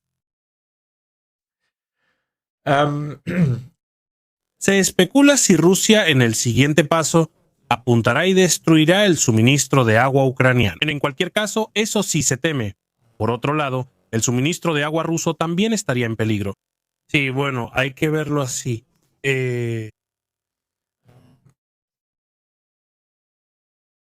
Suministro de agua, vemos que la mayoría de los ataques de los rusos cuando se trata del agua van dirigidos a represas del lado ucraniano. Hace 2 semanas también vimos un ataque así.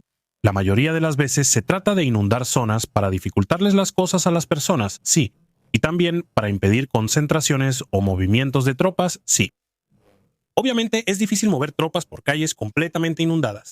Y por eso, como dije, la mayoría de los ataques, según lo que conozco del pasado del lado ruso, cuando se trata de instalaciones de agua, en realidad van dirigidos a presas o embalses. Del lado ucraniano uno ve algo así muy raramente. Y ahora mismo tampoco sabría qué gran beneficio podría haber para el lado ucraniano. Creo que si usan sus capacidades más bien para volar la próxima refinería o algo así, obtendrían más beneficio de eso que si inundan una zona. A los rusos probablemente eso les da igual. Ya vimos la inundación hace 2 años o hace 1 año. Muchas zonas alrededor de Rostov estaban inundadas. El agua potable estaba completamente contaminada. Mostré muchísimos videos de quejas en los informes de situación de los habitantes que decían que el Estado solo les daba una botella a la semana, que ya no podían comprar nada, todo estaba inundado. Y cuando conseguían algo, era agua sucia. Incluso bebieron de charcos y cosas así. Como dije, al Estado le da más o menos igual lo que les pase a los rusos ahí, lo cual es muy lamentable. Pero ahí los ucranianos tampoco habrían ganado nada, por así decirlo, porque ellos siempre dicen, lo vemos en los videos de quejas así, hola Putin, todo está bien y gracias por apoyarnos y que Rusia gane esta guerra. Ah, por cierto, ya no tenemos nada para beber, pero eso no es tu culpa. Así es de manera muy exagerada el mensaje en todos esos videos de quejas. ¿Cómo crees que se desarrollará la situación para Ucrania este año? Eso podría ponerse muy interesante. Entonces, sí, aquí en este lugar, dice Oslavokrin, en ese lugar, los ucranianos han anunciado que este año van a lanzar ofensivas. Estoy seguro de que esa pequeña ofensiva que vimos hace un momento no fue lo más importante, no era lo que los ucranianos realmente estaban preparando. Creo que cuando nos acerquemos un poco al verano, podríamos ver movimientos ofensivos por parte de los ucranianos. Estoy bastante seguro de que también intentarán atacar. También han llegado a la conclusión de que no pueden ganar una guerra solo estando a la defensiva. En 2024 ya dijeron que será el año de la defensa. Sí, y en 2025, pues, Kursk, eso ya se puede considerar un ataque, pero ese fue más o menos espontáneo. En 2016 dijeron que también tenían que atacar de nuevo. Y creo que también van a atacar. La pregunta, por supuesto, es ¿cómo se va a desarrollar eso? En el mejor de los casos para Ucrania, por supuesto, de manera positiva, sí. En el mejor de los casos, alcanza una posición que los rusos ya no podrán reconquistar en un futuro cercano. Pero todo esto, por supuesto, es solo una estimación, sí. Tampoco creo que si lo abordan como las últimas veces vaya a resultar en un gran éxito, sí. Los ucranianos atacan muy seguido con grupos muy pequeños. La mayoría de las veces solo usan vehículos ligeros o medianos. Casi nunca vemos tanques, lo cual también se entiende. Por supuesto, hay que decir que los rusos también usan drones, sí. Y los rusos usan drones tan seguido como los ucranianos. Si los ucranianos lanzaran un ataque tan grande, en un área amplia con muchos vehículos y muchas unidades, probablemente terminaría como muchos ataques rusos, sí. Eso significa que hay que encontrar el equilibrio justo entre no llamar demasiado la atención, ni ser demasiado grande, pero al mismo tiempo ser contundente. Y creo que si vemos los últimos ataques, los ucranianos todavía no han llegado a ese punto. También hubo ataques en los que yo mismo pensé, ¿por qué los llevan a cabo en ese lugar? En mi opinión, hay otros lugares que son mejores, más fáciles. Sí, y no puedo, o sea, lo veo en los comentarios porque dije, ahí decía Slavo-Ukraini, o sea, aquí en este lugar. Por cierto, no puedo leer escritura cirílica, aunque muchos lo dicen. No puedo. Lo sé porque, o sea, detrás de mí cuelgan, si las cuento, 1, 2, 3, 4, 5, 6, 7, 8, 9, 10, 11 banderas que recibí de soldados ucranianos. En casi todas dice Slava Ukraini. O sea, algunas cosas se pueden reconocer, Atrás creo que también hay 1, 2, 3, 4, 5, 6, 7, 8, 9 certificados y estoy seguro de que en todos dice eso. Y en el certificado que recibí de Klitschko, ahí también lo dice. Por cierto, recibí un certificado de Klitschko que ya publiqué una vez. Sí, ahí también lo dice. O sea, hay algunas cosas que uno simplemente reconoce. Uno sabe lo que dice ahí sin realmente poder leerlo. Exacto, pasemos a la siguiente pregunta. ¿Solo me lo parece a mí o se ve? Sí. ¿Solo me lo parece a mí o el frente está completamente congelado ahora mismo? Sí, está completamente congelado. No es solo su impresión. Los ataques en profundidad contra objetivos blandos en la retaguardia son prácticamente lo único que podemos ver. No tenemos mucho más que informar. En los últimos días se nota muchísimo. Entonces, ¿qué se supone que debemos hacer? El frente está estancado. Los rusos no avanzan, pero Ucrania tampoco, ya lo vimos. Esa es toda la línea del frente, casi no ha cambiado nada. En el informe de situación de creo que fue el jueves, también mostré la imagen del frente de hace exactamente un año y luego la imagen actual del frente. No ha cambiado mucho, los rusos también en el año 2024 lograron conquistar aproximadamente el 0.9% de Ucrania. Bueno, no, eso no es cierto, ya no es correcto. Han pasado más de 1000 días, creo que más de 1010 días. Sí, exacto. Visto desde 2024, de todos modos, hubo una noticia que mostré el año pasado. Decía que en los últimos, creo que son 1010 días, se ha conquistado aproximadamente el 0.94% de Ucrania. Eso con pérdidas extremas del lado ruso. No están avanzando nada. Un caracol que hubiera empezado el día de la operación especial aquí, en el extremo este de Ucrania, ya habría llegado a algún lugar de Polonia hace 2 años, si simplemente hubiera avanzado en línea recta. Por eso esto va a tomar mucho tiempo. Creo que con el Donbass, si los rusos siguen así o si logran usar sus fuerzas de otra manera o pueden romper las líneas, en realidad todavía les va a tomar de 5 a 10 años si las cosas siguen así, sin juzgar o considerar los antecedentes en su propio país. Va a tomar mucho tiempo. Para toda Ucrania, creo que 256 años es una estimación muy acertada, si siguen a ese ritmo o incluso si intensifican un poco sus fuerzas. Eso ya lo tenemos. ¿Cuánto cambiará la evolución del armamento ruso después de la guerra? Los sistemas occidentales son más caros en todos los sentidos, pero mucho mejores. Sí, claro, depende totalmente de cómo termine la guerra.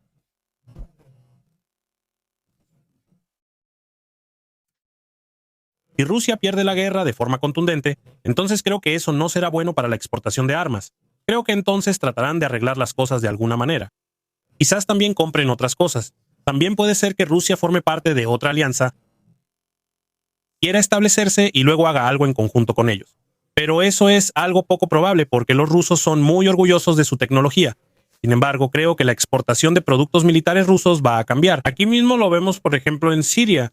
Sobre todo vemos que Irán tiene muchísimo material militar ruso, sobre todo sistemas de defensa antiaérea, y en los últimos ataques casi no sirvieron de nada. Eso también lo vimos en su momento con Colombia. En Venezuela también lo vimos. Muchos sistemas rusos simplemente fueron destruidos. Los estadounidenses entraron y salieron sin pérdidas reales. Eso, por supuesto, dice mucho sobre los sistemas rusos y no necesariamente cosas buenas. Ahora quiero tomar un trago rápido, luego responderé las siguientes preguntas.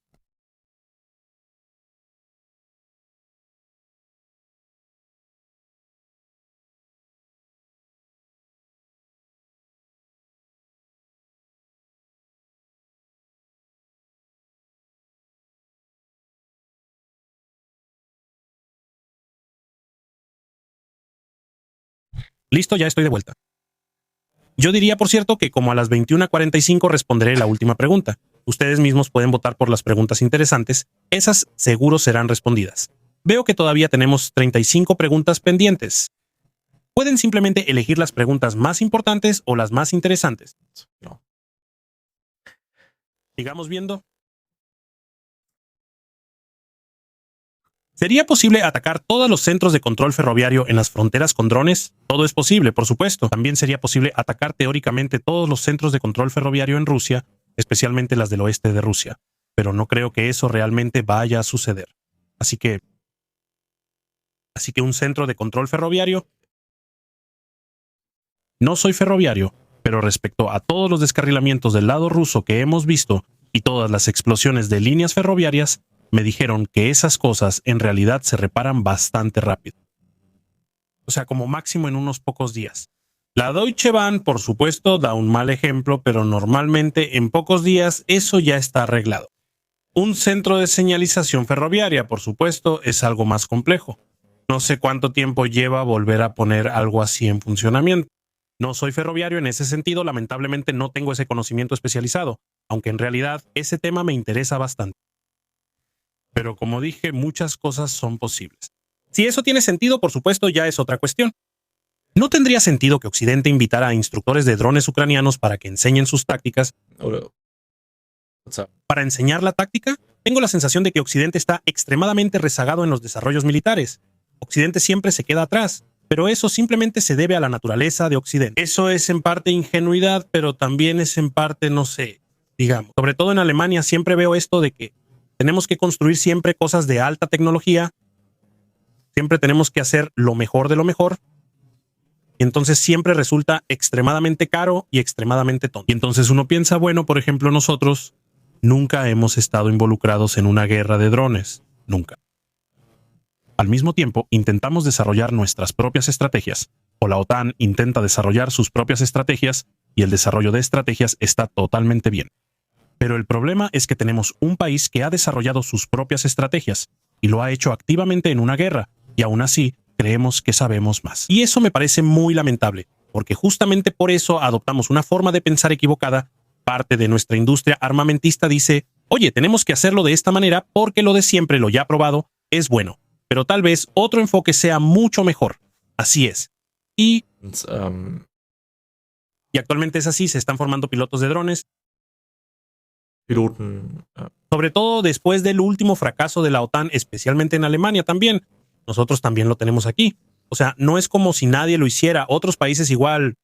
Pero yo creo que es demasiado tarde. Ahora estamos en 2026 en realidad. Podríamos haber empezado en 2023 o a más tardar en 2024. Sí, y sí, es difícil, como dije, eso se debió haber hecho antes, ahora ya se está haciendo y está bien, es lo correcto.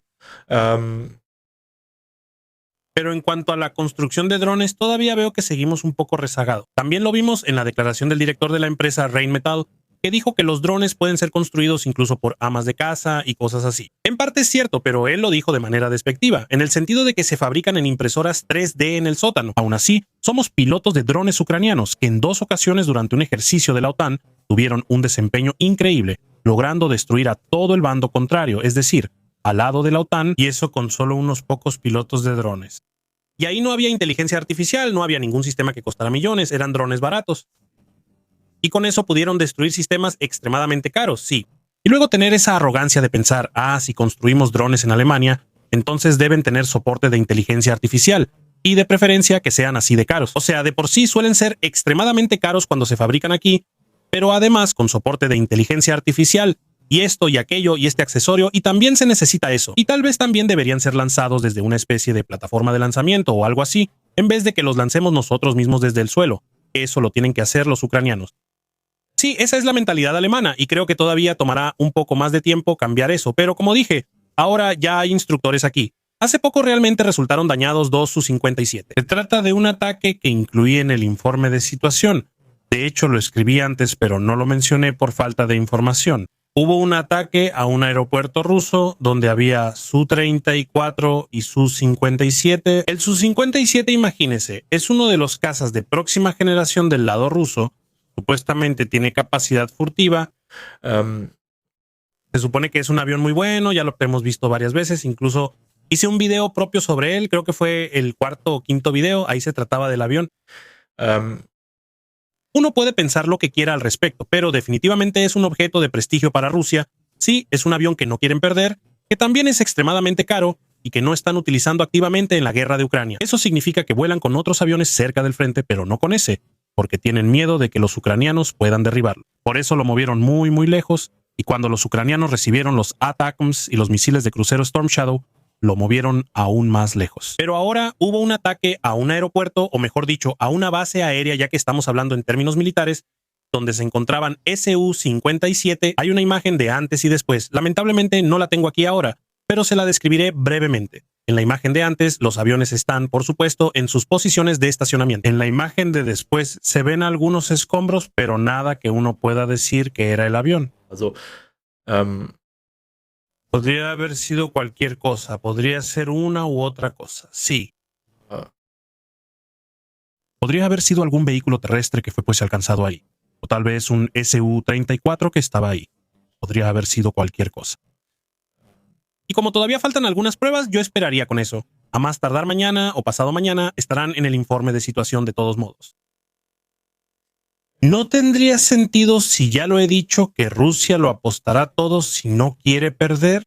Digamos que es 2032, la guerra sigue existiendo, y con apostar todo me refiero a una movilización completa.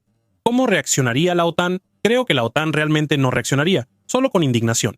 Pero una movilización del lado ruso es extremadamente impopular. Y hace poco también escuchamos a Igor Yerkin, quien dijo que ya no tendría sentido. Si la hubieran hecho hace algunos años, tal vez habría cambiado el frente, pero si se movilizan ahora, no haría diferencia. Quiero decir, imagínense que Rusia movilizara de repente a 500,000 de hombres. ¿Dónde o con qué los equiparían? Primer problema, ¿quién paga a toda esa gente? Segundo problema. Tercer problema, ¿cómo abasteces a toda esa gente? Ya ahora mismo hay muchas zonas del frente donde ni siquiera tienen agua. ¿Cómo se supone que van a abastecer a 500,000 de hombres más? Y aunque todo eso no importara, estarías creando una burbuja o un grupo de personas que, primero, fueron obligadas, no están ahí voluntariamente, fueron obligadas a ir a una guerra de agresión, ni siquiera a defender su patria, sino a participar en una guerra de agresión. Eso significa que ya están desmotivados, porque si no van ni siquiera por todo el dinero que reciben ahora, tampoco irían por más dinero, y mucho menos por menos dinero, y ahí recibirían menos dinero. Eso significa que entran en esa guerra de agresión. De por sí no están realmente motivados, tampoco sienten lo mismo. Quiero decir, mucha gente en el frente piensa que realmente están protegiendo a Rusia, pero ellos no lo van a pensar así, porque fueron movilizados. Ellos solo quieren sobrevivir, uno se lo puede imaginar bien. Y luego solo tienes una gran cantidad de personas a las que de alguna manera tienes que abastecer, lo cual probablemente no lograrás, lo que por supuesto afectará aún más su moral. Entonces está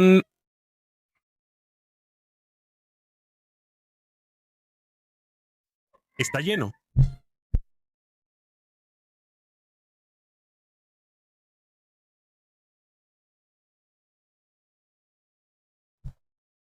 Entonces están desmotivados y eso por supuesto tiene muchas consecuencias negativas. Primero, la movilización es muy impopular en Rusia. Entonces están desmotivados. En el frente por supuesto tampoco van a rendir. Y al final ves a un montón de personas que simplemente tienes ahí, que no puedes abastecer y que simplemente están enojadas. Y eso por supuesto es difícil para el lado ruso.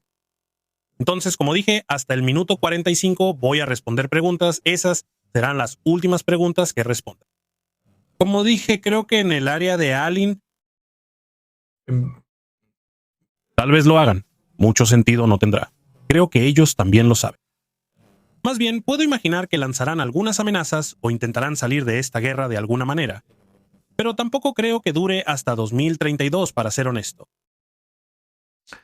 Hablando de la flota del Mar Negro. ¿Qué queda realmente de eso? También hay una lista que si puedo la voy a enlazar en Telegram.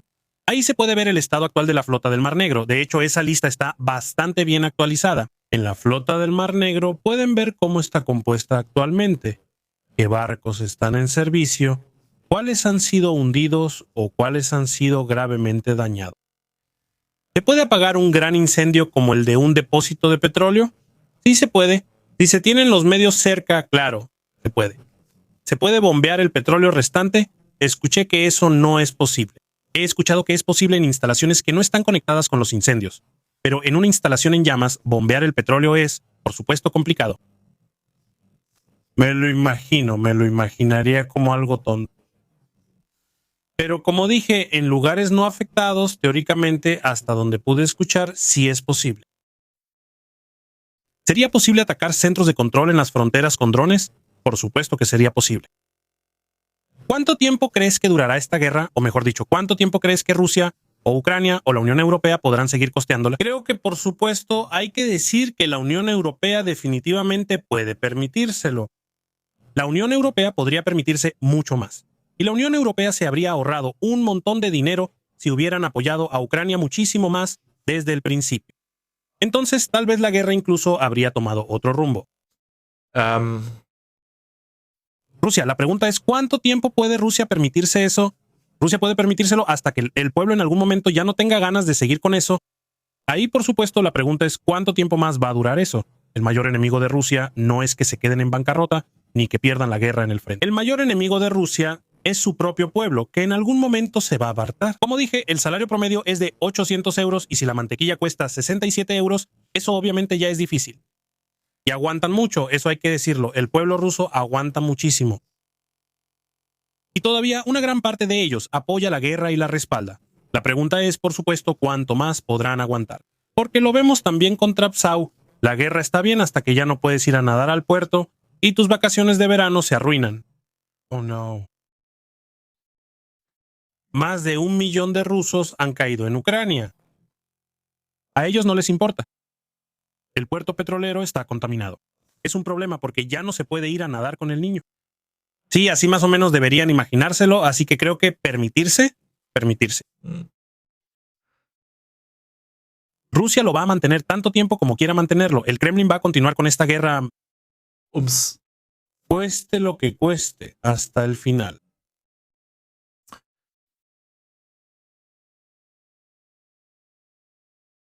¿Cómo cree usted que terminará la operación especial?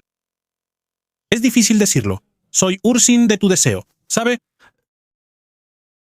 Los espectadores que han estado aquí desde hace mucho tiempo saben lo siguiente.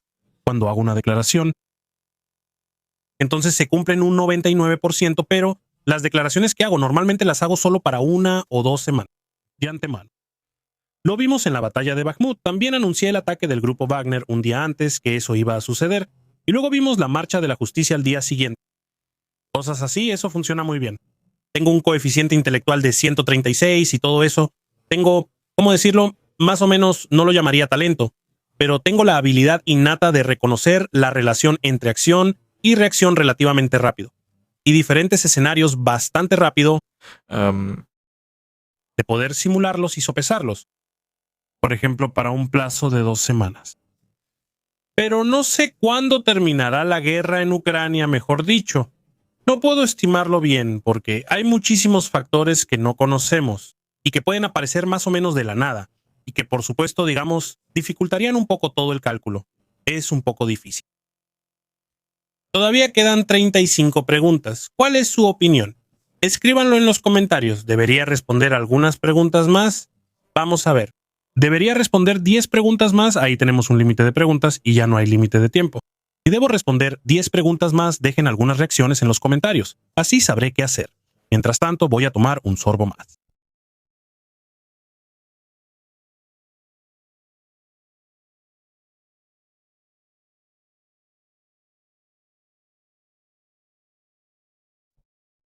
Por cierto, acabo de leer en los comentarios que la transmisión en vivo no será todos los días.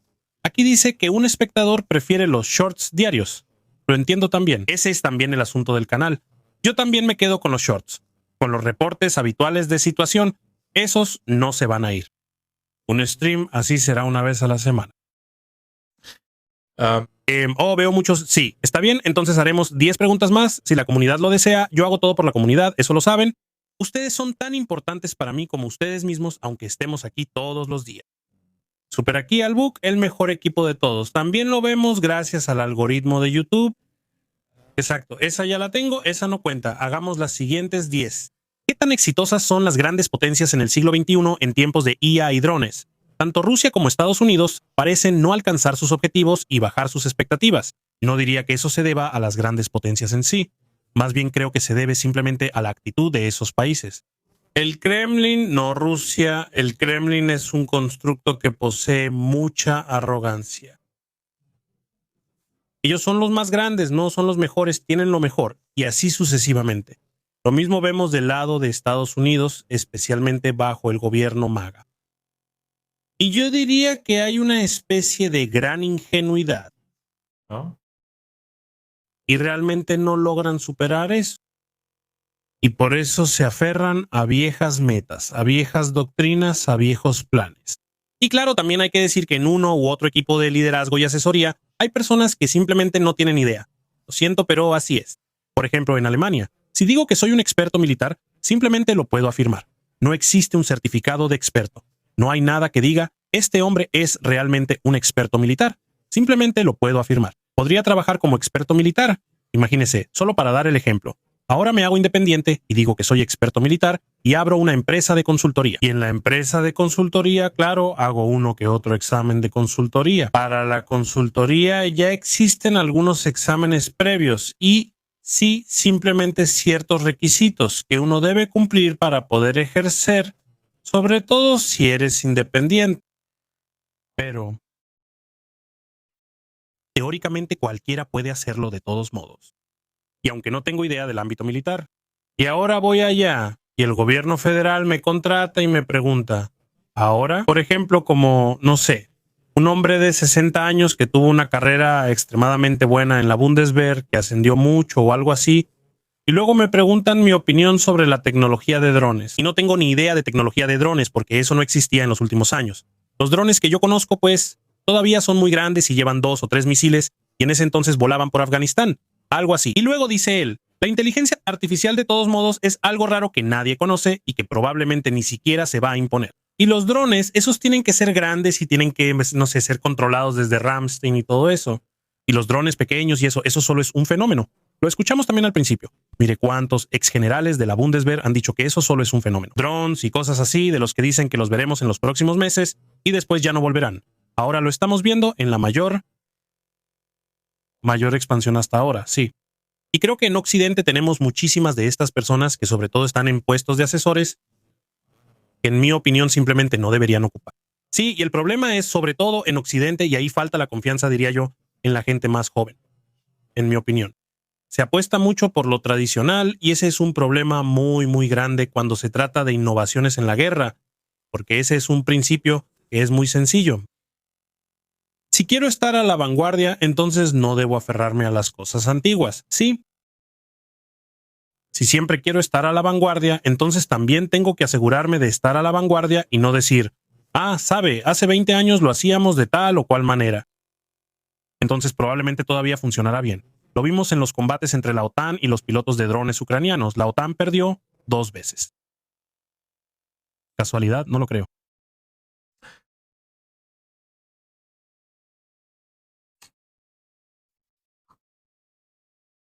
¿Cuál es actualmente la tasa de deserción en ambos bandos? Es difícil de decir, no tengo cifras exactas, pero en ambos bandos hay soldados que desertan.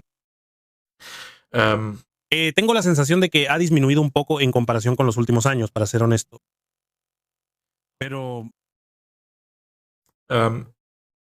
sobre todo del lado ucraniano, esto se ha centrado mucho en ciertas unidades. Se puede decir así. Y del lado ruso, yo diría que eso ocurre en todo el frente, excepto en Gerson. Bastante igual. Yo diría que la proporción de soldados de estos tipos es más o menos igual.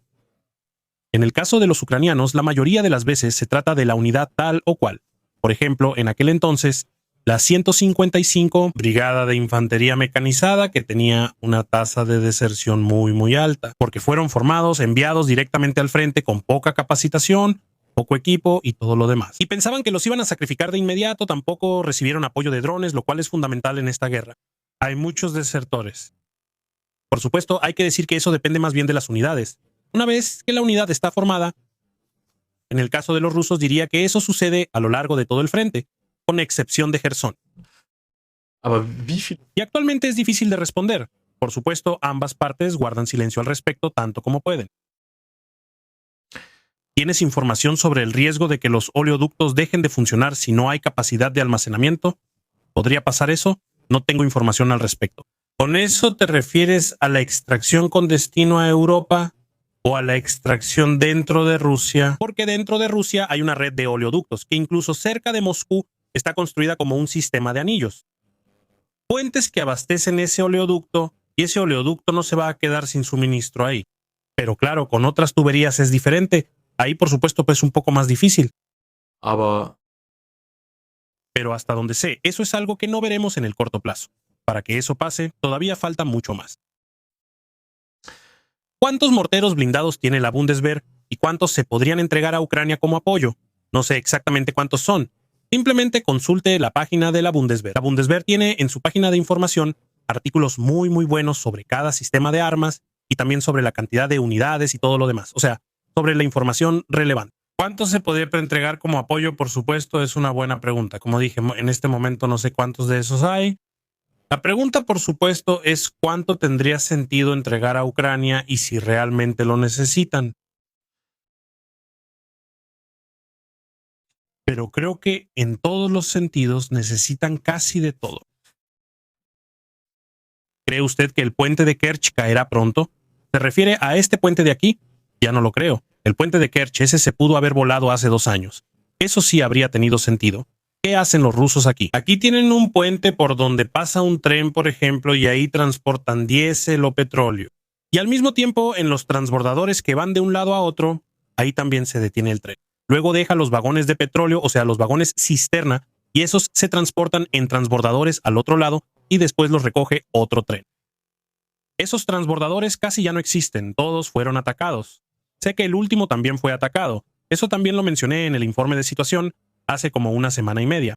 Eso significa que el tren es lo último que puede cruzar por aquí y abastecer lo que queda aquí. El problema antes para los rusos era que abastecían todo el frente sur a través de esta línea de ferrocarril, incluyendo camiones, o sea, camiones cisterna que prácticamente circulaban aquí como si fuera una carretera, lo cual obviamente es muy laborioso. Se necesita mucha gente, se necesitan muchos camiones de cisterna, se necesitan muchas capacidades, y aquí no había una vía de tren. Pero ahora, hace algunos años, los rusos pudieron terminar su vía de tren, que va de Rostov pasando por Taganrog, por Mariupol, y sigue así. Y también abastecen por aquí. Eso significa que si los ucranianos llegaran a volar este puente, los rusos simplemente abastecerán por la ruta terrestre, así que ese beneficio estratégico de volar el puente actualmente ya no existe así. Eso significa que es difícil. La única otra razón por la que valdría la pena sería si los ucranianos, como en 2023, por ejemplo, durante su ofensiva de verano, intentaran dividir el frente aquí con una ofensiva terrestre. Y con eso también el suministro terrestre, entonces podrían atacar el puente y destruir el suministro de Yunt, pero eso no va a pasar aquí. La zona en el área de la línea soviética es prácticamente la más fortificada o protegida en cuanto a bastiones, del lado ruso en la Ucrania ocupada. Así que no creo que vaya a pasar nada ahí.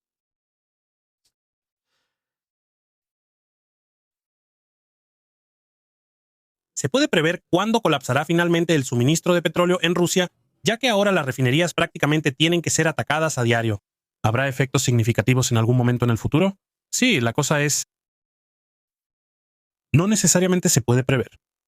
¿Qué pasa si ya no reciben tanto petróleo? Entonces volveremos a ver largas filas en las gasolineras como la última vez. Y así sigue durante varias semanas y después casi nada cambia. Rusia también puede importar petróleo y Rusia lo hará y lo verán. Si en algún momento las cosas van realmente mal, también importarán petróleo. Y el petróleo que importen lo volverán a refinar. Y si no hay refinerías, entonces simplemente importarán productos ya terminados y eso también lo harán. Así que yo pienso, para el ejército sí. Yo creo que si llega a ese punto, primero van a ver qué más se puede hacer. Dar aceites de manera muy notable. Se importa y incluso si eso ya no funcionara, lo cual me cuesta un poco imaginar, entonces el suministro se volvería difícil. Podría colapsar.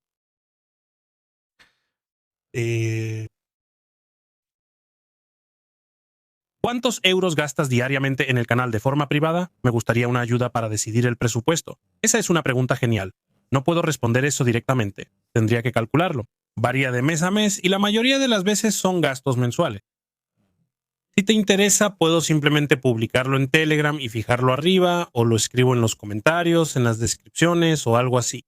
Entonces, o en la próxima transmisión o algo así, se lo llevo. Así tendrá una información bastante precisa y bastante transparente, sí.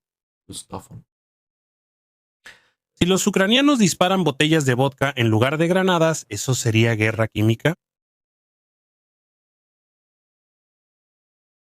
No, no lo es. ¿Cómo se involucrará Bielorrusia de alguna manera? O sea, yo pienso, ¿cómo se involucrará Bielorrusia de alguna manera en esta guerra? Por cierto, esa es la última pregunta. Perfecto. A las 10 en puntos. Sí, no lo creo. O sea, no creo que Bielorrusia vaya a atacar. No creo que ellos se vayan a involucrar en esta guerra o que se vayan a meter activamente porque vemos, o más bien usted mismo ve, cómo le está yendo a Rusia. Usted mismo ve que Rusia, después de 1350 días después de 1530 días ya no avanza más.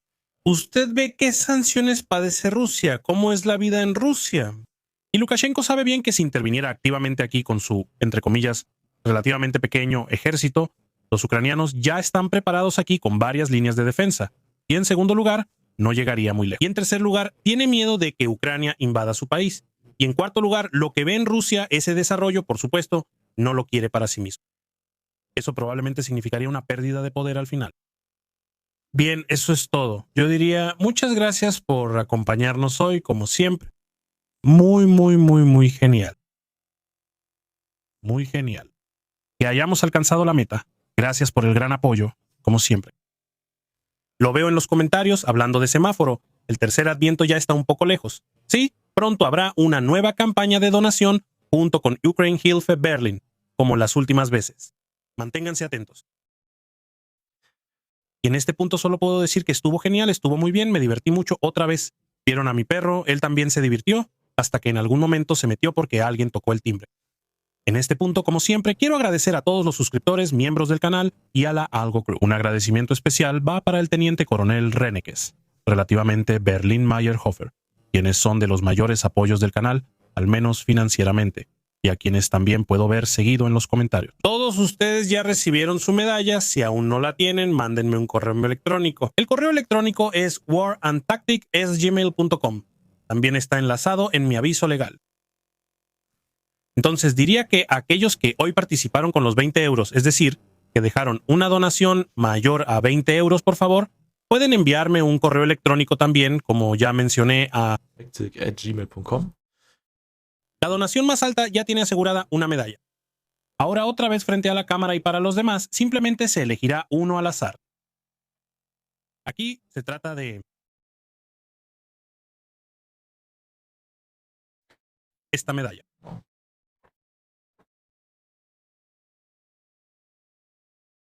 Entonces digo, como ya mencioné, me alegra que haya estado con nosotros.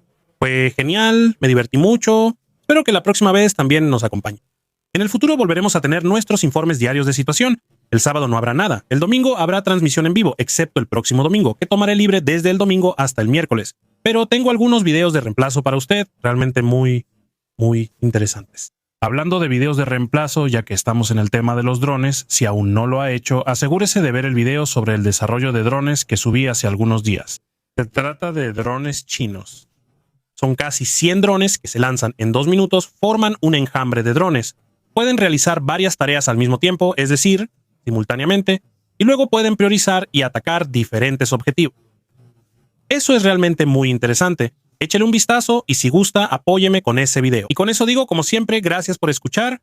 Agradezco a todos los suscriptores, miembros del canal, especialmente a el equipo de Alge y, sobre todo, un agradecimiento especial para el teniente coronel René Kessler, Dietrich Belli y Meyerhoff. No olvide suscribirse, dejar un like y un comentario. Y hasta el próximo informe de situación.